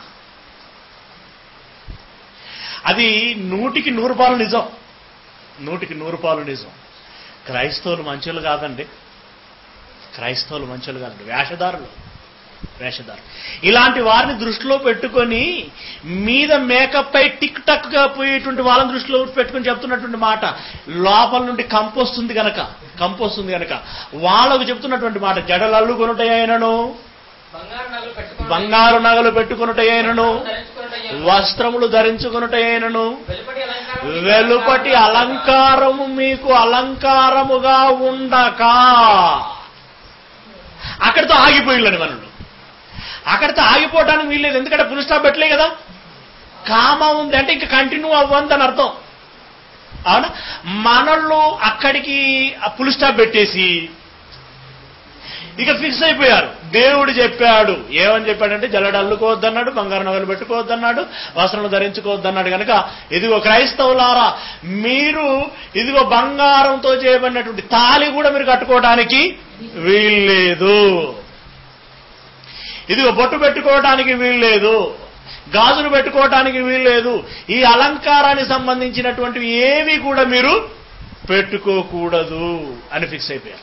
ఎందుకయ్యా అలా అంటున్నావు అంటే దేవుడు చెప్పాడు అని అంటాడు. ఎక్కడ చెప్పిండయ్యా అనంటే ఇదిగో రెఫరెన్స్ చూడు అని అంటాడు. ఆ చూపెట్టయ్యా అంటే ఆ చదువు అని అంటాడు. చదువు ఇప్పుడు చదువు, మళ్ళీ చదువు, మళ్ళీ చదువు. ఏమవుతున్నాడు? జడలు అల్లుకోవద్దన్నాడు. రైట్, ఓకే, నీ మాట ప్రకారమే బైబిల్ చెప్పింది అంటున్నాడు కూడా కనపడుతుంది, నిజమే. ఆ జడలు అల్లుకోవద్దాం, అల్లుకొని పక్కకు పెట్టేసి తర్వాత బంగారు నగలు పెట్టుకోవద్దు అన్నాడు. అది కూడా మంచిదే, సరే అది తీసి బంగారు నగలు కూడా పెట్టుకోవద్దు. ఆ తర్వాత ఏమన్నాడు? వస్త్రములు ధరించుకోవటం కూడా వద్దన్నాడు. తీసేతావా? అక్కడ మనల్ని నోరు మూస్తారు. అంటే ఆఫ్ మైండ్ అనమాట. నువ్వు సగం ఆలోచించి సగం ఆలోచించకపోతే, అందుకే వెనక ముందు సంపూర్ణంగా విషయానికి రిలేటెడ్గా ఉన్నటువంటి మ్యాటర్ అంతా కూడా నువ్వు అర్థం చేసుకోగలగాలి. అక్కడే ఆ పదాలు పట్టుకొని నువ్వు వేలాడితే ఏమండి, ఆకాశం మధ్యలో వేలాడిన సందర్భంగా ఉంటుంది. నువ్వు అటు మీదికి పోయిగా కిందికి రా. ఒకవేళ కిందికి వస్తే ఇక నీ పని అంతే. కనుక పిల్లరా, ముందు వెనకాలను నువ్వు ఆలోచించాలి. ఇది ఎందుకు అంటున్నాడంటే, భావి అలంకారం మీద మాత్రమే దృష్టి సారించి కేవలం దాని మీద మాత్రమే దృష్టి పెట్టేటువంటి వారి విషయమే మాట్లాడుతూ, ఇదిగో నీకు భావి అలంకారమే అలంకారముగా ఉండక అని చెప్తూ ఇంకా చెప్తున్నాడు. జస్ట్ లైక్ ఎలాగంటే, కొంతమంది పిల్లలను మనం చూస్తామండి. అది ఎలాగుంటారంటే, స్కూల్కి వెళ్ళేటప్పుడు కానీ కాలేజీకి వెళ్ళేటప్పుడు అండి నీట్గా డ్రెస్అప్ అవుతారండి. మంచి టక్ వేస్తాడు, టై కడతాడు, షూ వేస్తాడు అండి. పిల్లోడైతే బ్యాగ్ వేసుకుంటాడు. కాలేజ్ బాయ్ అయితే మంచి నోట్బుక్స్, అతడు కూడా బ్యాగ్ వేసుకుంటాడు. టైంకి వెళ్తాడండి, మళ్ళీ టైంకి వస్తాడు. అవునా? రోజు వెళ్తున్నాడు, వస్తున్నాడు, టక్కు ఫోల్డ్ పోవట్లేదు, టక్కు బరాబర్ వేస్తున్నాడు, అవన్నీ మెయింటైన్ చేస్తున్నాడు. పోతున్నాడు వస్తున్నాడు, పోతున్నాడు వస్తున్నాడు. సంవత్సరం చూసిన డాడీ, నీ ప్రోగ్రెస్ రిపోర్ట్ పట్టుకురారా అన్నాడు. చూస్తేనండి అన్ని జీరోలే, అందులో అన్ని జీరోలు, అన్ని సబ్జెక్టులలో ఫెయిల్, అన్ని సబ్జెక్టులలో ఫెయిల్. అప్పుడు డాడీ ఏమంటాడో చెప్పండి. అప్పుడు డాడీ ఏమని అంటాడు? ఎంత ముగ్ధుగా తయారైపోయినవరా బిడ్డ అని అంటాడా? ఒరే, నువ్వు టక్కేసి టై కట్టి షూ వేసుకుని టిక్ టాక్న పోయినట్టు కాదురా. చదువు చదువు చదువు ఉండాలి, చదువు ఉండాలి. ఆ చదువే లేకుండా నీకు ఈ షూ ఎందుకు, ఈ టై ఎందుకు, నీకు ఈ బెల్ట్ ఎందుకురా? ఇస్త్రీ బట్టలు కావాలా నీకు అని అంటాడు. అంటే దాని అర్థం ఏంటి? ఇతను టక్ వేసుకోకూడదనా, టై కట్టుకోకూడదనా, షూ వేసుకోకూడదనా? అంటే దాని అర్థం, నువ్వు ఇవన్నీ వేసుకున్నావే, ఇవన్నీ వేసుకున్న దానికి తగినట్టుగా చదువు ఉండాలి. చదువే లేకుండా ఇవన్నీ ఉంటే వృధా. ఇది వేషం. ఇప్పుడు ఇది ఏమవుతుంది? వేషం అవుతుంది. అదే చదువు ఉంటే వేషం అన్నారు, అప్పుడు దానికి అవసరము అని అంటారు. అవునా? చదువు ఉంటే అవసరం అంటారు. ఇప్పుడు చెప్పండి, అంటే చదువు ఉండి ఇవి లేకపోయినా పర్వాలేదా, చదువులు లేకున్నా ఇవి ఉంటే బాగుంటుందా? పిల్లరా, చదువు ఉండి ఇవి లేకపోయినా పర్వాలేదు, కానీ ఇవి ఉండి చదువు లేకపోయినా పర్వాలేదు అనలేం. అనొచ్చా? అనకూడదు. అందుకే ఇప్పుడు మెజారిటీ క్రైస్తవులను చూడండి, మేకప్ బాగుంటుంది, పొట్ట విప్పి చూడు, అక్షరాలు ఉండవు, బైబిల్ జ్ఞానము ఉండదు. మీరు చూడండి, చాలా మంది కార్లలో దిగుతారు. అవునా? వారికి ఏదంటే అది చేతిలో నుండి అనుకున్న ఫోను. అవునా? అన్నీ ఉంటాయండి. మరి బైబిల్ గురించినటువంటి విషయాన్ని ఏదైనా సందర్భం తీసి చర్చించండి. బైబిల్ అదెట్లుంటుంది అన్నట్టు చూస్తారు. ఈ విషయం ఎక్కడిది, అదంత అవసరమా? చాలా మంది అంటున్నారట, మన పాస్టర్లే అన్నారట, ఏమండి ఇలాంటి పాటలు, ఈ జ్ఞానం మనకు అవసరమా? అంటే పనికి మాలి దేవుడు పిల్లి తల, ఏమండి పని లేనోడు పిల్లి తల కొరిగినట్టుగా దేవునికి ఏం పని లేక రాసి పెట్టిండట ఇవన్నీ. పాస్టర్లు అంటున్నటువంటి మాట ఇది. ఎంత దౌర్భాగ్యకరమైనటువంటి పరిస్థితి అండి, మాట అండి ఇది. ఇవన్నీ మనకు అవసరం అంటే దేవుడు అవసరము లేకున్నా రాశాడా? అంటే ఏది అవసరమో ఏది అవసరం లేదో దేవునికి తెలియదా వీళ్ళకి తెలిసినంత? అంటే మీరు మాట్లాడేటువంటి మాట ఎంత భయంకరమైనటువంటి మాట అండి, భయంకరమైనటువంటి మాట. నీ సంపాదన అంత ఇచ్చి జ్ఞానం కొనుక్కోరా తెలియలేనోడా అని అన్నాడు. ఆ మాటలు వీళ్ళ జ్ఞాపకం రావట్లేదు. ఏమండి సోమరులండి వీళ్ళు. ఏమండి ఆ పూటకే అదేదో చక్కభజన చేసుకొని ఆనందాలకు అలవాటు పడ్డటువంటి వాళ్ళు వీళ్ళు. పిల్లరా, ఈ భావ్య అలంకారమే మీకు అలంకారముగా ఉండక సాధువైనట్టు. సాధు అంటే సులభముగా లోబడగలిగేటువంటి గుణం ఉండాలి. ఏమంటే కొంతమంది భార్యలంటూ ఒక పట్టాన దారికి రారు, విసిగి విసిగి వేసారిపోయి భర్తలంటే ఇక వారే రాజుపడిపోవటం పరిస్థితి. అవునా? ఇప్పుడు ఈ రాణులు ఊర్లోకి వస్తూ ఉంటారు, వీళ్ళేమో ఇంటి పని చేస్తూ ఉంటారు. తెలుసు కదా, మహిళా మండలి లీడర్లు అంతా ఏం చేస్తూ ఉంటారు? వీళ్ళు ఊర్ల మీద ఎగి రావాలి, ఇంటికి వచ్చేసరికి వీళ్ళు రెడీ చేసి పెట్టాలి. ఫోన్ చేస్తుంది, ఏమంటే పిల్లలు నిద్రపోయారా, వాళ్ళకు తినబెట్టి పడుకోబెట్టు, నేను వస్తున్నా ఇక ఇంకొస్తా. అంటే వీళ్ళు రాజ్యాలు ఏలాలి, భర్తలేమో ఇంటికాడ నిజాలి. ఏమంటే ఇప్పుడు ఊర్ల అంటే ఈ మహిళా మండలి ఏర్పడి ఊర్లన్నీ పాడైపోయాయండి, ఊర్లన్నీ పాడైపోయాయి అర్ధరాత్రి దాకా మీటింగ్లు పెట్టి. ఇక అంతకుముందు సహజంగానే మరి సిటీలలో ఈ లీడర్స్ మహిళా అసోసియేషన్లు ఉంటాయి కదండి, ఏంటంటారు వాటిని, వెల్ఫేర్స్లు అవి. ఇక వాళ్ళకు పట్ట పగ్గాలు లేవండి, వాళ్ళకు పట్ట పగ్గాలు లేవు. ఇక వాళ్ళ భార్యలండి ఏమండి కుక్కిన పెయిన్లే. ఇక పడి ఉండు అంటే పడి ఉండాలి, కూర్చోమంటే సిట్ అంటే సిట్టు, స్టాండ్ అంటే స్టాండ్. ఆ పరిస్థితులు లేవండి, చూస్తలేరా మీరు? అలాంటి వాళ్ళుగా భార్యలారా మీరు ఉండొద్దు. ఎలా ఉండాలి మీరు? సాధువైనట్టు. అంటే పులి లెక్క ఉండదు, గాండ్రించొద్దు మీరు, సాధువుగా ఉండాలి. మృదువైనట్టునైనా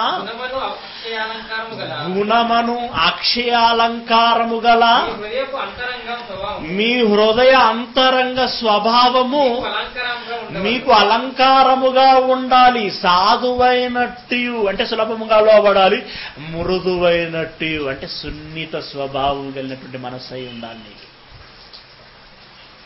అలా ఎంత బాగా మాట్లాడుతుందండి ఆమె, ఎంత మృదువుగా బిహేవ్ చేస్తుందండి, చాలా బాగా డీసెంట్గా ఉంటుందండి. అలా ఎవరో కాదండి, నీ భర్త నీ సర్టిఫికెట్ ఇవ్వాలి. అలా నీ ఆంతరంగికి ఏమన్నాడు పదం చదవండి. మృదువైనట్టునైన గుణమును అక్షయాలంకారము గల మీ హృదయపు అంతరంగ స్వభావము, మీ హృదయపు అంతరంగ స్వభావము, హృదయపు అంతరంగ స్వభావం. నెంబర్ ఇచ్చాడు చూడండి లోపల, ఆంతరంగ పురుషుడు. ఆంతరంగ పురుషుడు అంటే ఆత్మ. ఆత్మ ఇదేమై ఉండాలంటున్నాడు? ఆంతరంగ స్వభావము మీకు అలంకారముగా ఉండవలయును. చెప్పాను కదా ఇందాక పిల్లల విషయంలో, స్టూడెంట్ విషయంలో, ఒరేయ్ మీద కాదురా టిక్ టాక్, లోపల ఉండాలి సరుకు, లోపల సరుకు ఉండాలి. అది లేకుండా నువ్వు ఇక్కడ టిక్ టాక్ తయారైతే బాగుండదు. అలాగే ఇదిగో పై వేషం మీకు వేషముగా ఉండకుండా, అలంకారంగా ఉండకుండా, మీకు ఏది అలంకారంగా ఉండాలి? మీ హృదయపు అంతరంగము మీకు అలంకారముగా ఉండవలయును అని అంటున్నాడు.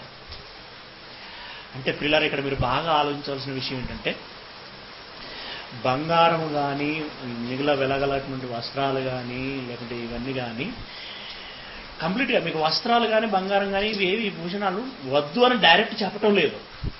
ఏమంటున్నాడు అని అంటే, మీరు వీటి మీదనే కాన్సన్ట్రేషన్ చేస్తున్నారు, వీటి కోసమే మీ విలువైన సమయాన్ని వెచ్చిస్తున్నారు, వీటిని బట్టి మీ కుటుంబాలలో కలహాలు తెచ్చుకుంటున్నారు, వీటిని బట్టి మీరు గర్వపడి పోతున్నారు.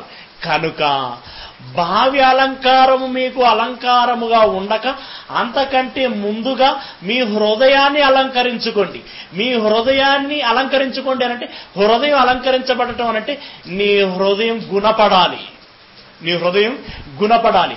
నీ హృదయం గుణపడితే ఆటోమేటిక్గా బయటి అలంకారం ఎంత ఉండాలో ఎంత ఉండకూడదో నీకే తెలిసిపోతుంది. నీ హృదయం అలంకారంగా ఉందనుకోండి, బయట ఎంత ఉండాలో అంత ఉంటుంది ఆటోమేటిక్. అది చూడండి, కొందరు పోతారు లిప్స్టిక్, ఏమంటే అది చూడగానే మనకు అది ఇదేంట్రా అన్నట్టుగా చూడగానే ఒకలాంటి ఇట్లా ఇట్లా తేలిపోచేస్తూ ఉంటుంది. అంత అగ్లీగా కనబడతారండి.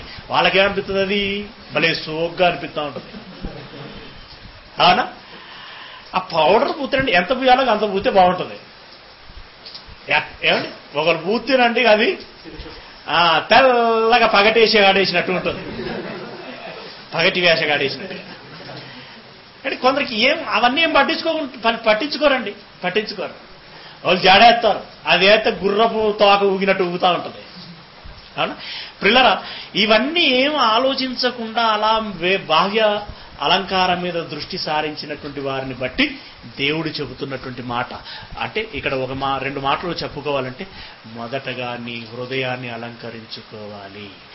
ఆ హృదయాన్ని అలంకరించుకున్న తర్వాత బాహ్యకు అలంకారం ఎంత ఉండాలో నీకు మరొకరు చెప్పవలసిన అవసరము ఉండదు. అప్పుడు ఏ రేంజ్లో వస్త్రం కొనుక్కోవాలనేది నువ్వే చెబుతావు. అప్పుడు ఏ రేంజ్లో బంగారం కొనుక్కోవాలనేది నువ్వే చెబుతావు. ఏ రేంజ్లో దేవుని సమయాన్ని ఖర్చు చేయాలి అనేటువంటి విషయాన్ని నువ్వే చెబుతావు. మరొకరు నీకు చెప్పవలసిన అవసరం ఉండదు. కనుక మొదటగా నీ హృదయాంతరంగాన్ని అలంకరించుకో అన్నాడు అక్కడ.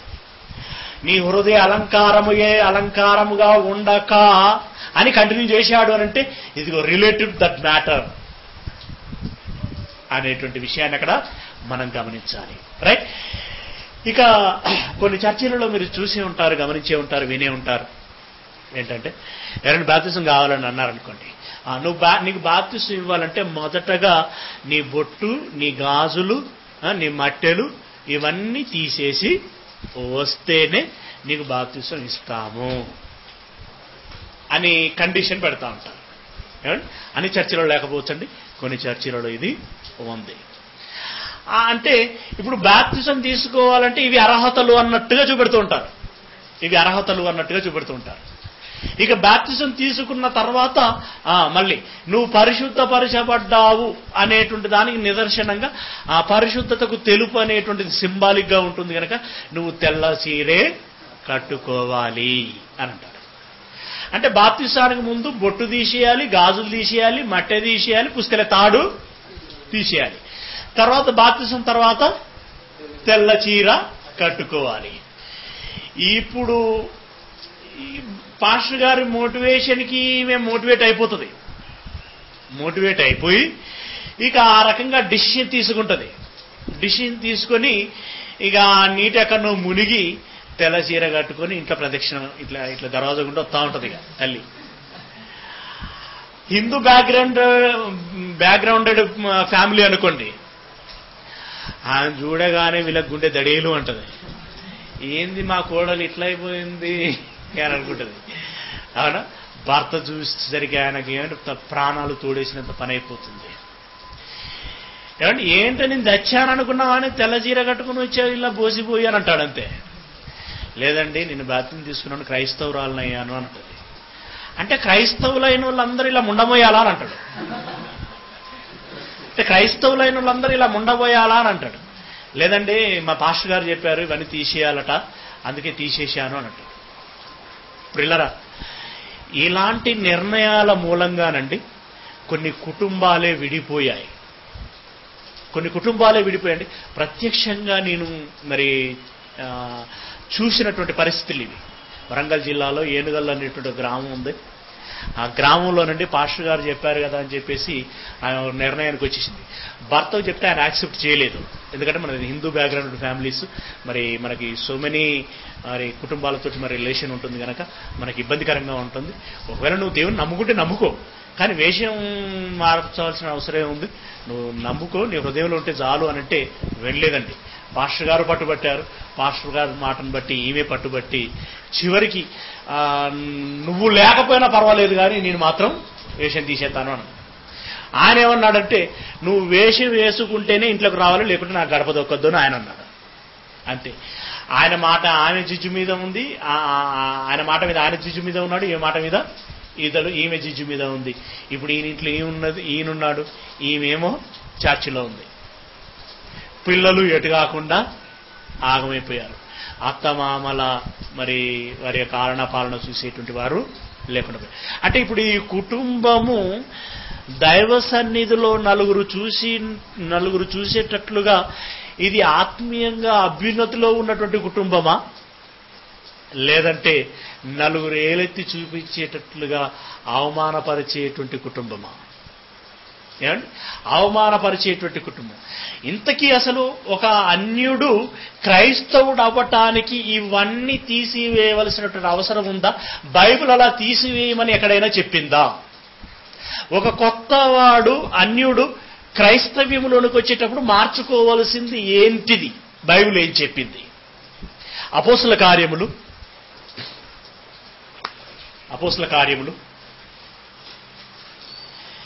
15వ అధ్యాయము 28వ వచనంలో నుండి మనం చూడగలిగినట్లయితే, అపోస్తుల కార్యములు 15వ అధ్యాయము 28వ వచనంలో నుండి,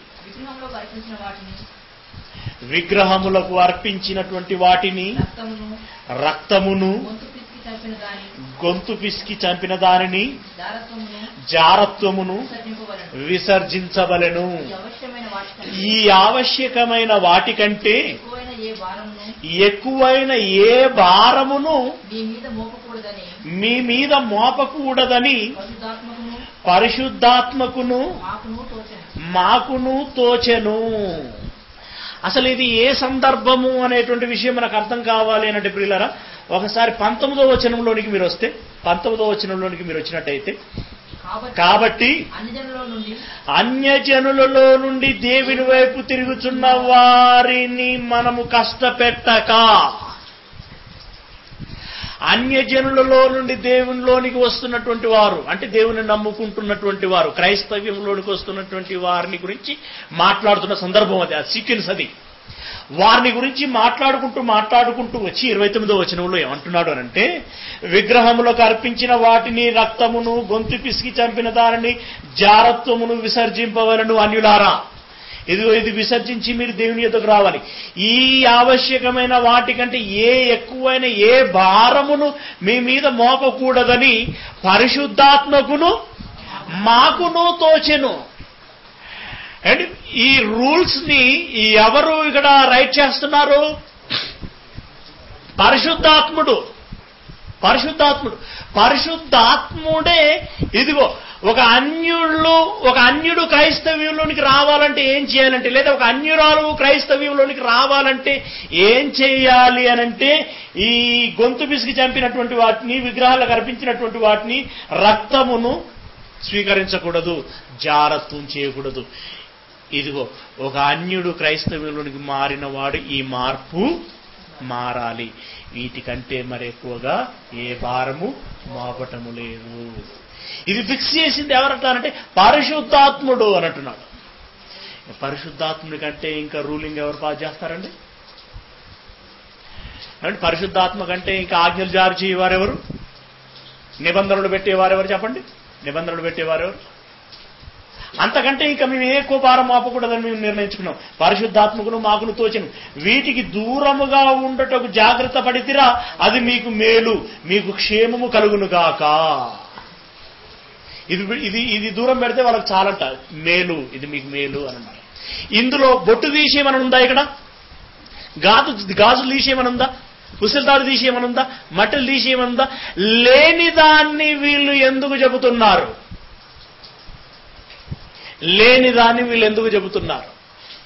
ఇది కేవలం పాస్టర్లు అయినటువంటి వాళ్ళ నోట నుండి వస్తున్నటువంటి మాటేనండి. అంటే దీన్ని ఇప్పుడు మనం ఏం అర్థం చేసుకోవాలి? వెంటనే మనకు మార్క్స్ వార్త జ్ఞాపకం రావాలి. ఏమని?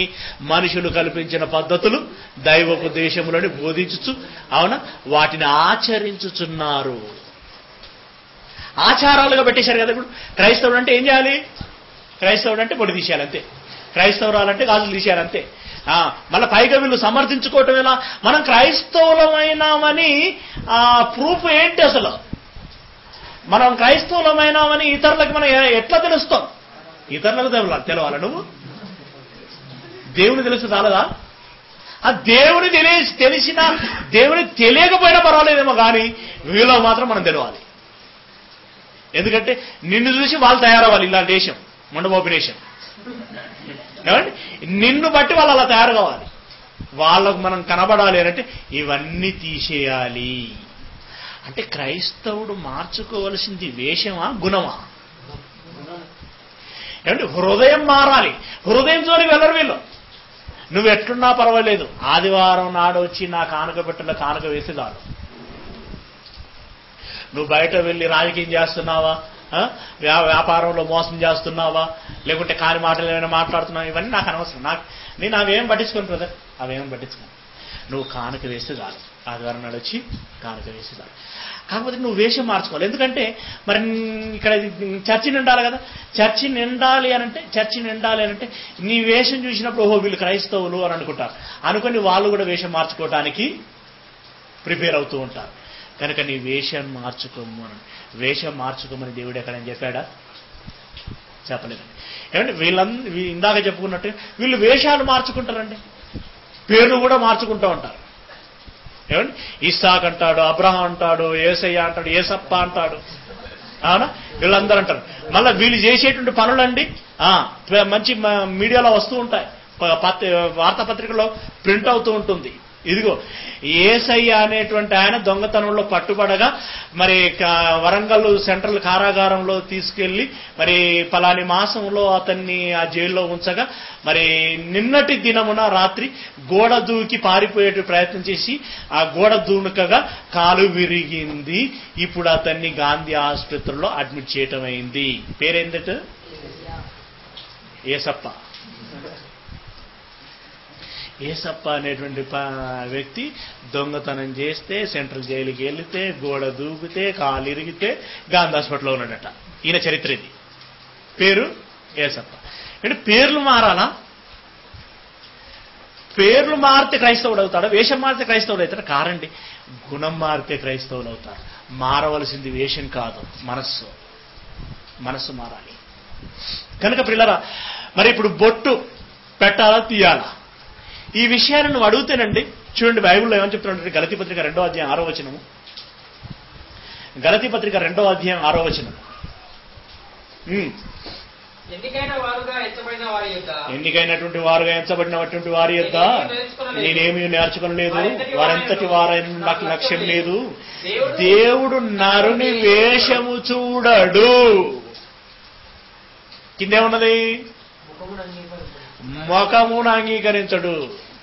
వేషాన్ని చూడడట. ఏమి నువ్వు లాల్చి పైజా వేసావా, తెల్ల సీర కట్టినావా, కలర్ సీర కట్టావా, తర్వాత నువ్వు కాటుక పెట్టినావా, బొట్టు పెట్టినావా, నీ ముఖాన్ని చూడడు. మరేం చూస్తాడు ఆయన? మరేం చూస్తాడు అనంటే లూకా సువార్త 16వ అధ్యాయము 15వ వచనం. లూకా సువార్త 16వ అధ్యాయము 15వ వచనం అండి. 15వ వచనం.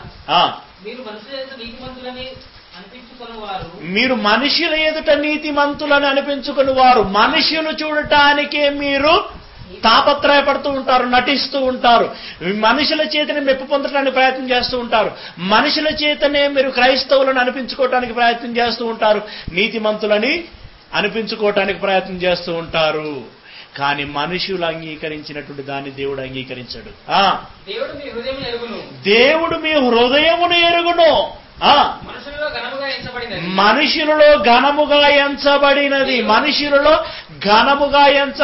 మనుషులలో ఏది ఘనంగా ఎంచబడుతుంది? వేషం. మనుషుల్లో ఘనంగా ఎంచబడినది దేవుని దృష్టికి అసహ్యము. మరి దేవుడు ఏం చూస్తాడట ఇక్కడ? దేవుడు ఏం చూస్తాడన్నదండి, మీరు ఇందాక చదివారు. దేవుడు మీ హృదయములను ఎరుగను. దేవుడు చూసేది హృదయం అండి. దేవుడు చూసేది హృదయం, వేషాన్ని కాదు. కనుక వేషం మీద మనం అంత లక్ష్యం ఉంచవలసినటువంటి అవసరం లేదు. ప్రియులారా, చాలా మంది అంటూ ఉంటారు, అంటే ఇవి తీయాలని చెప్పేటువంటి వాటిలలో ఇవి ఉంటే ఏమవుతుంది బ్రదర్ అని అంటే, ఇవి ఉంటే వీటి వైపు మనస్సు ఆకర్షించబడి వీటి మహిమలోనే పడిపోయి ఇవే కావాలని మనసు కోరుకుంటుంది అని. ఓకే, గుడ్, బాగుంది, మంచి ఆలోచన. ఒంటి మీద ఉంటే వీటి మీదనే మనసు లగ్నమైపోతుంది. అంటే ఒంటి మీద విలువైన బంగారం ఉండొద్దట. మరి ఇంట్లో విలువైన వస్తువులు ఉండొచ్చా? ఇంట్లో ఎంత విలువైన వస్తువులైనా ఉండొచ్చు. అంటే అప్పుడు అక్కడ మనసుకు ఉందా? అక్కడ డిస్టర్బ్ అవ్వను అంటే మీద వేసుకుంటే డిస్టర్బ్ అవుతాడట, ఇంట్లో లోన ఉంటే డిస్టర్బ్ కాడట. ఇదేంటండి? అంటే కాస్ట్లీ ఫర్నిచర్ ఉండొచ్చు, డబుల్ బెడ్, అవునా, అందులో మంచి ఏమండి రకరకాల బ్రాండెడ్ ఉన్నాయి కదా పరుపులు, దీంట్లో అవన్నీ ఉండొచ్చు. ఏమంటే ఇంపోర్టెడ్ సరుకులు ఉండొచ్చు, ఇంపోర్టెడ్ టీవీ ఉండొచ్చు, ఇంపోర్టెడ్ ఫోన్ ఉండొచ్చు, ఏమంటే ఇంపోర్టెడ్ ఇంకా ఉంటాయి కదా రకరకాలైన వస్తువులు, ఫ్రిడ్జ్ కానీ, కూలర్ కానీ, ఇంకా కిచెన్ కానీ, ఇంకా రకమైన అవన్నీ అలంకారపరమైన అవన్నీ ఉండొచ్చు. కానీ ఒంటి మీద మాత్రం పుస్తకాలు ఉండద్దు, ఎందుకంటే అది చెడిపోతుంది. ఇవన్నీ హిందూ ఆచారాలట, హిందూ ఆచారాలు కనుక మనం ముట్టుకోకూడదు. ఇప్పుడు హిందువులు బొట్టు పెట్టుకుంటారు కనుక మనం పెట్టుకోకూడదు, హిందువులు పసుపు రాసుకుంటారు కనుక మనం రాసుకోకూడదు, వాళ్ళు గాజులు పెట్టుకుంటారు కనుక మనం పెట్టుకోకూడదు. అంటే వీళ్ళకి యాంటీగా ఆలోచించడం ప్రారంభించారే కనుక, కానీ అసలు వాంటెడ్ ఏంటి అనేటువంటిది ఆలోచించలేదండి. అవును, హిందువులు గాజులు పెట్టుకుంటున్నారు కనుక నువ్వు పెట్టుకోవు, గుడ్. వాళ్ళు పుస్తకాలు కట్టుకుంటారు కనుక నువ్వు కట్టుకోవు, వాళ్ళు బొట్టు పెట్టుకుంటారు కనుక నువ్వు పెట్టుకోవు, బాగానే ఉంది. వాళ్ళు చెప్పులు వేసుకుంటారు, మరి నువ్వు వేసుకోకూడదే. ఇంకా వాళ్ళు షూ వేసుకుంటే ఏమండి, మరి వాళ్ళు తిండి తింటున్నారు.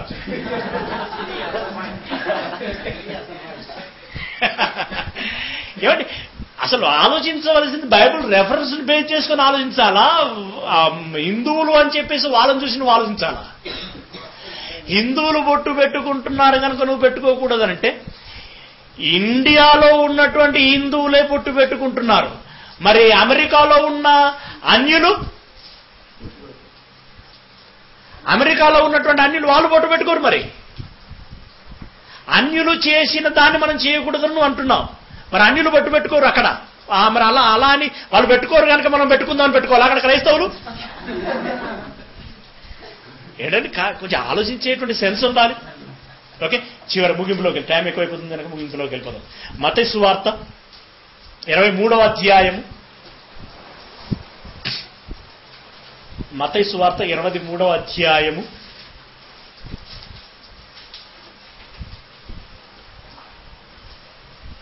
25వ వచనములో నుండి 23వ వచనములో నుండి 25 చాలండి, 25 నుండి చాలు, 25 నుండి. అయ్యో వేషధారులైన శాస్త్రులారా, పరిసయ్యులారా, మీరు గిన్నెయు పల్లెమును వెలుపట శుద్ధి చేయుదురు గాని అవి లోపల దోపుతోనూ అజితేంద్రియముతోనూ నిండియున్నవి. కొందరండి పాత్రలు దొంగతారు, గమనించారండి ఎప్పుడైనా? మీద చింతపండు ఇంకా సబీనా పౌడర్ ఇదో అదో వేసి మీదనండి తల తల తల తలలు ఆడిపిస్తారు, లోపల మాత్రం చెయ్యి బెటరండి. మనం నిజంగా లోనికి చూస్తేనండి పాకురు బట్టి పచ్చగా ఏమండి కంపు వాసన వస్తూ ఉంటుంది లోపల నుండి. మీద బాగా తోమారు మెరిసిపోతుంది, లోపల చేయబట్టలేదు. సుఖం ఏమైనా ఉందా దీంతో ప్రయోజనం ఏమైనా ఉందా?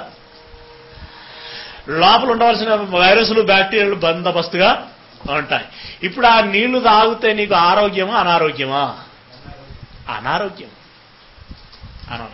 అసలు వాస్తవానికి శుద్ధి కావాల్సింది లోన బయటనా? లోన. మరి నువ్వు లోన వదిలిపెట్టి బయట శుద్ధి చేస్తున్నావే.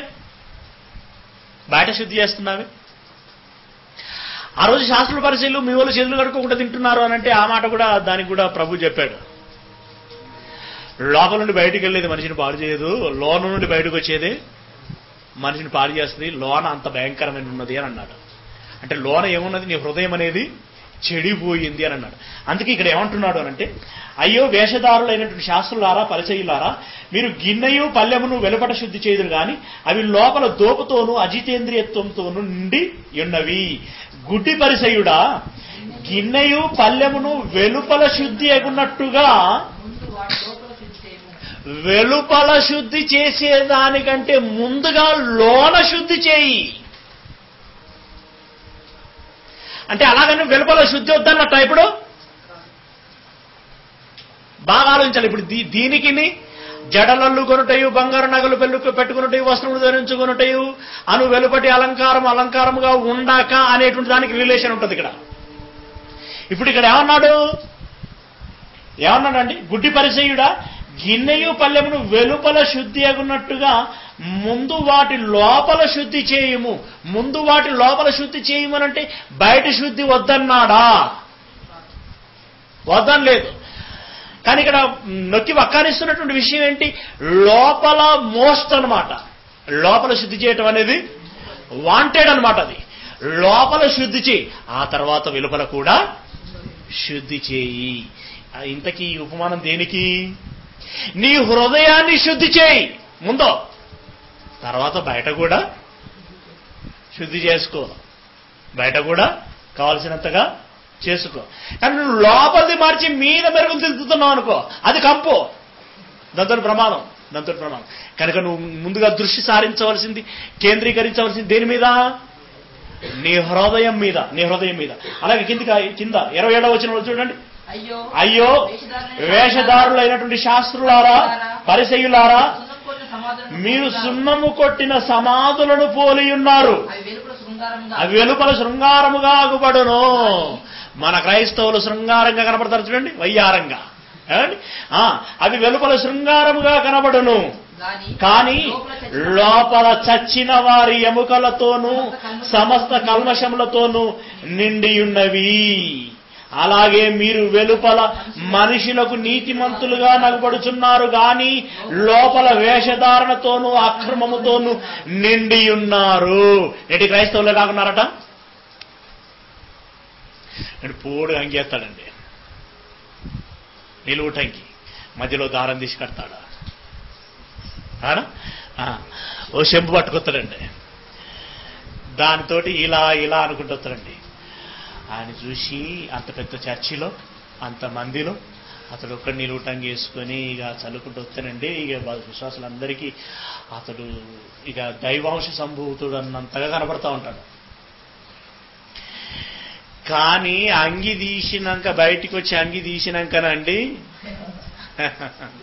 అసలు రంగు బయటపడుతుంది. సతీష్ కుమార్ అండి వేదిక మీద ఉన్నప్పుడు ప్రసంగం అండి, అబ్బా సెంటిమెంట్ అండి. కానీ స్టేజీ దిగి గదిలోకి వెళ్ళినాకనండి టార్చరీ, చుక్కలు కనపడి చూపెడతాడు. చుక్కలు ఏమండి, చాలా మంది సంగతులు మీద బయటి వేషం అండి చాలా గొప్పగా కనబడుతూ ఉంటుంది, లోన చూస్తేనండి భయంకరమైనటువంటి పరిస్థితి. మీరు ఎలాగున్నారు అంటున్నాడు, సున్నము కొట్టిన సమాధులను పోలి ఉన్నారు. బయట చూస్తే అబ్బ వీళ్ళండి భక్తులంటే, ఆదివారం నాడు ఉదయాన్నే అంత పొద్దున తెల్ల బట్టలు వేసుకొని ఆ బైబుల్ తీసుకొని సంకల పెట్టుకుని వడివడిగా నేలకు తలబెట్టి ఇక బయట దిక్కులు కూడా చూడకుండా నడిచిపోతుంటేనండి, అమ్మ ఈమంత పరమ భక్తురాలు ఇంకొకరు లేరు అని అనుకుంటా ఉంటాం. ఇక ఆ తర్వాత చర్చ అయిపోయి ఇంటికి వచ్చి బైబిల్ పక్కన పడేసిందా, ఇక అసలు విశ్వరూపం అప్ప నుండి కనబడుతుందండి. ఏమంటే అలాంటి వాళ్ళని గురించి మీకు కావాలంటే ఇంటి పక్కన అడగాలి, రిపోర్ట్ చక్కగా ఉన్నట్లుగా చెప్పగలుగుతారండి. అలా మీరు ఉండకూడదు. ముందు మీ హృదయ అలంకారము అలంకరింపబడాలి. ఆ తర్వాత మీ హృదయం అలంకరించబడిన తర్వాత ఇంకా మీకు వెసులుబాటు ఉంటే మీ బాహ్య అలంకారం మీద దృష్టి పెట్టండి. అంటే ఇప్పుడు దీన్ని బట్టి ఓవరాల్గా మీరు ఫైనల్గా రండి. ఇప్పుడు అలంకారము అనేటువంటి దాని విషయంలో ఇప్పుడు దేవుడు అలంకరించుకోమన్నట్ట వద్దన్నట్ట?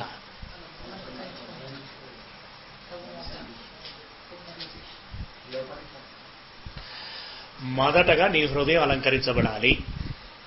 ఆ తర్వాత వెసులుబాటు ఉంటేనే, ఉండాలని రూల్ ఏం లేదు, వెసులుబాటు ఉంటేనే బాహ్యంగా అలంకరించుకో. అది కూడా తగు మాత్రమే. భోగరేషం వద్దు, మళ్ళీ భోగరేషం వద్దు. తగు మాత్రపు అలంకారంతో నిన్ను నీవు అలంకరించుకో. ఇక మరి బొట్టు గురించి రాయలేదు కదండి, రాయలేదు కదా వాస్తవానికి. వేషం చూడను అని అన్నాడు, ముఖం చూడను అని అన్నాడు, కానీ స్పెషల్లీ బొట్టు అని రాయలేదు కదా, గాజులు అని రాయలేదు కదా. ఇవి మనం ఇంట్రడక్షన్లో చెప్పుకున్నామండి. ఇంట్రడక్షన్లో ఏమని చెప్పుకున్నాం? ఇంట్రడక్షన్లో సాంప్రదాయం అనేటువంటి ఉంటుంది, ఆచారం అనేటువంటిది ఉంటుంది. ఆచారం అనంటే కంపల్సరిగా చేయవలసింది, అదే సాంప్రదాయం అనంటే మన ఇష్టాల మీద ఆధారపడి ఉంటుంది. మరి ఈ బొట్టు గాజులు అనేటువంటివి ఆచారాల సాంప్రదాయాలు అవి ఏమండి, అవి సాంప్రదాయాలు. ఇంకొక విషయం కూడా చెప్పుకున్నాం, బైబుల్ మాట్లాడిన చోట మనం మాట్లాడాలి, బైబుల్ మాట్లాడని చోట మనం మాట్లాడకూడదు. మరి బైబుల్ మాట్లాడనటువంటి దాని విషయంలో మనం ఏం చేయాలి అనంటే, ప్రిల్లరా, బైబుల్ మాట్లాడలేదు అనంటే ఆ విషయంలో మన స్వతంత్రానికి వదిలిపెట్టడం జరిగింది అని దాని అర్థం. అంటే మన ఇష్టానికి వదిలిపెట్టడం జరిగింది అంటే, నువ్వు ఇప్పుడు గాజులు పెట్టుకున్నావు అనుకో, ఎందుకు పెట్టుకున్నావు అని దేవుడు అడగడు. ఒకవేళ తీసేశావనుకో, ఎందుకు తీసేశావని కూడా దేవుడు అడగడు.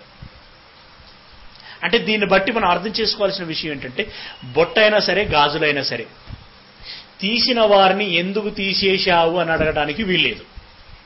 అలాగే పెట్టుకున్నటువంటి వారిని ఎందుకు పెట్టుకున్నావు అని కూడా అడగడానికి వీల్లేదు. అది వాళ్ళ ఇష్టం. కనుక వాళ్ళ ఇష్టానికి వదిలిపెట్టిన దాని విషయంలో మనం కల్పించుకొని కష్టాన్ని క్రియేట్ చేయకూడదు. పరిశుద్ధాత్ముడే క్రియేట్ చేయలేదు అక్కడ. ఇవి తప్ప మరే భారము మోపను మోపలేదు అని అన్నాడు. మరి ఆయన మోపని భారాన్ని నువ్వెందుకు మోపుతున్నావు? బొట్టు తీసేయని. వాళ్ళకి ఎంత కష్టం అవుతుందో తెలుసా అండి. ఒక హిందూ ఫ్యామిలీలో నుండి వచ్చేటువంటి వాళ్ళకి కుటుంబాల్లో యుద్ధాలే జరుగుతున్నాయి. ఇంకొక విషయం ఏంటంటే, దురదృష్టకరమైన విషయం ఏంటంటే, ఈ రిస్ట్రిక్షన్స్ ఉన్నాయనేటువంటి భయంతో ముందే వారు దూరంగా ఉంటున్నారు. మరి క్రైస్తవం మీద అభిమానం ఉన్నా, క్రీస్తు మీద అభిమానం ఉన్నా, మారాలని లోన ఉన్నా, ఇదిగో అక్కడికి వెళ్తే వేషం తీసేయమంటారు, పై వేషం తీసేయమంటారు అనేటువంటి భయంతో దూరంగా ఉంటున్నటువంటి వారు ఉంటున్నారు. అంటే ఒక విధంగా వారిని క్రైస్తవులు కాకుండా చేస్తున్న వారు ఎవరు? లేనిపోని రూల్స్, ఆజ్ఞలు ప్రవేశపెట్టి రాద్ధాంతం చేసి దేవునిలోకి వస్తున్నటువంటి వారిని రాకుండా చేస్తున్నటువంటి వాళ్ళం మనమే అవుతున్నాం.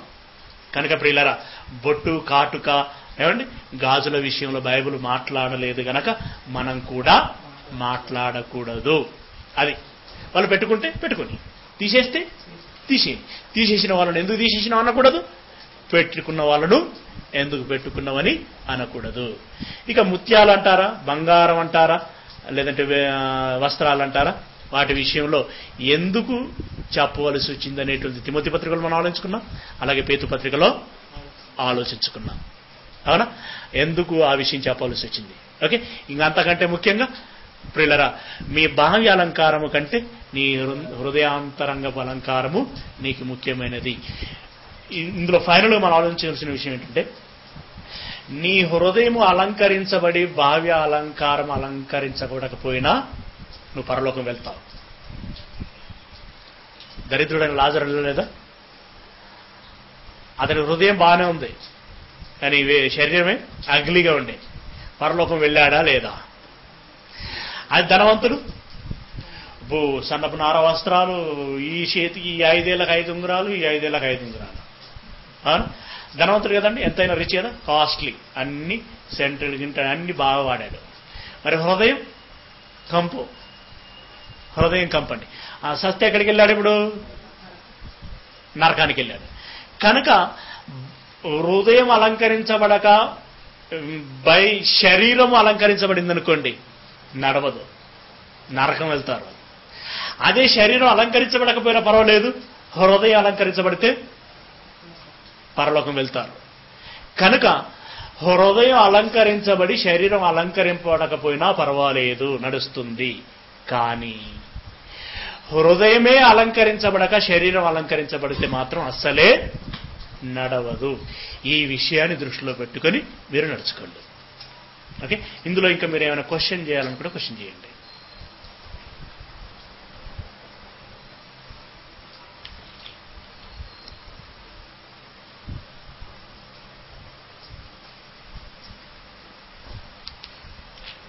ఏమైనా డౌట్స్ ఉన్నాయి ఇంకా?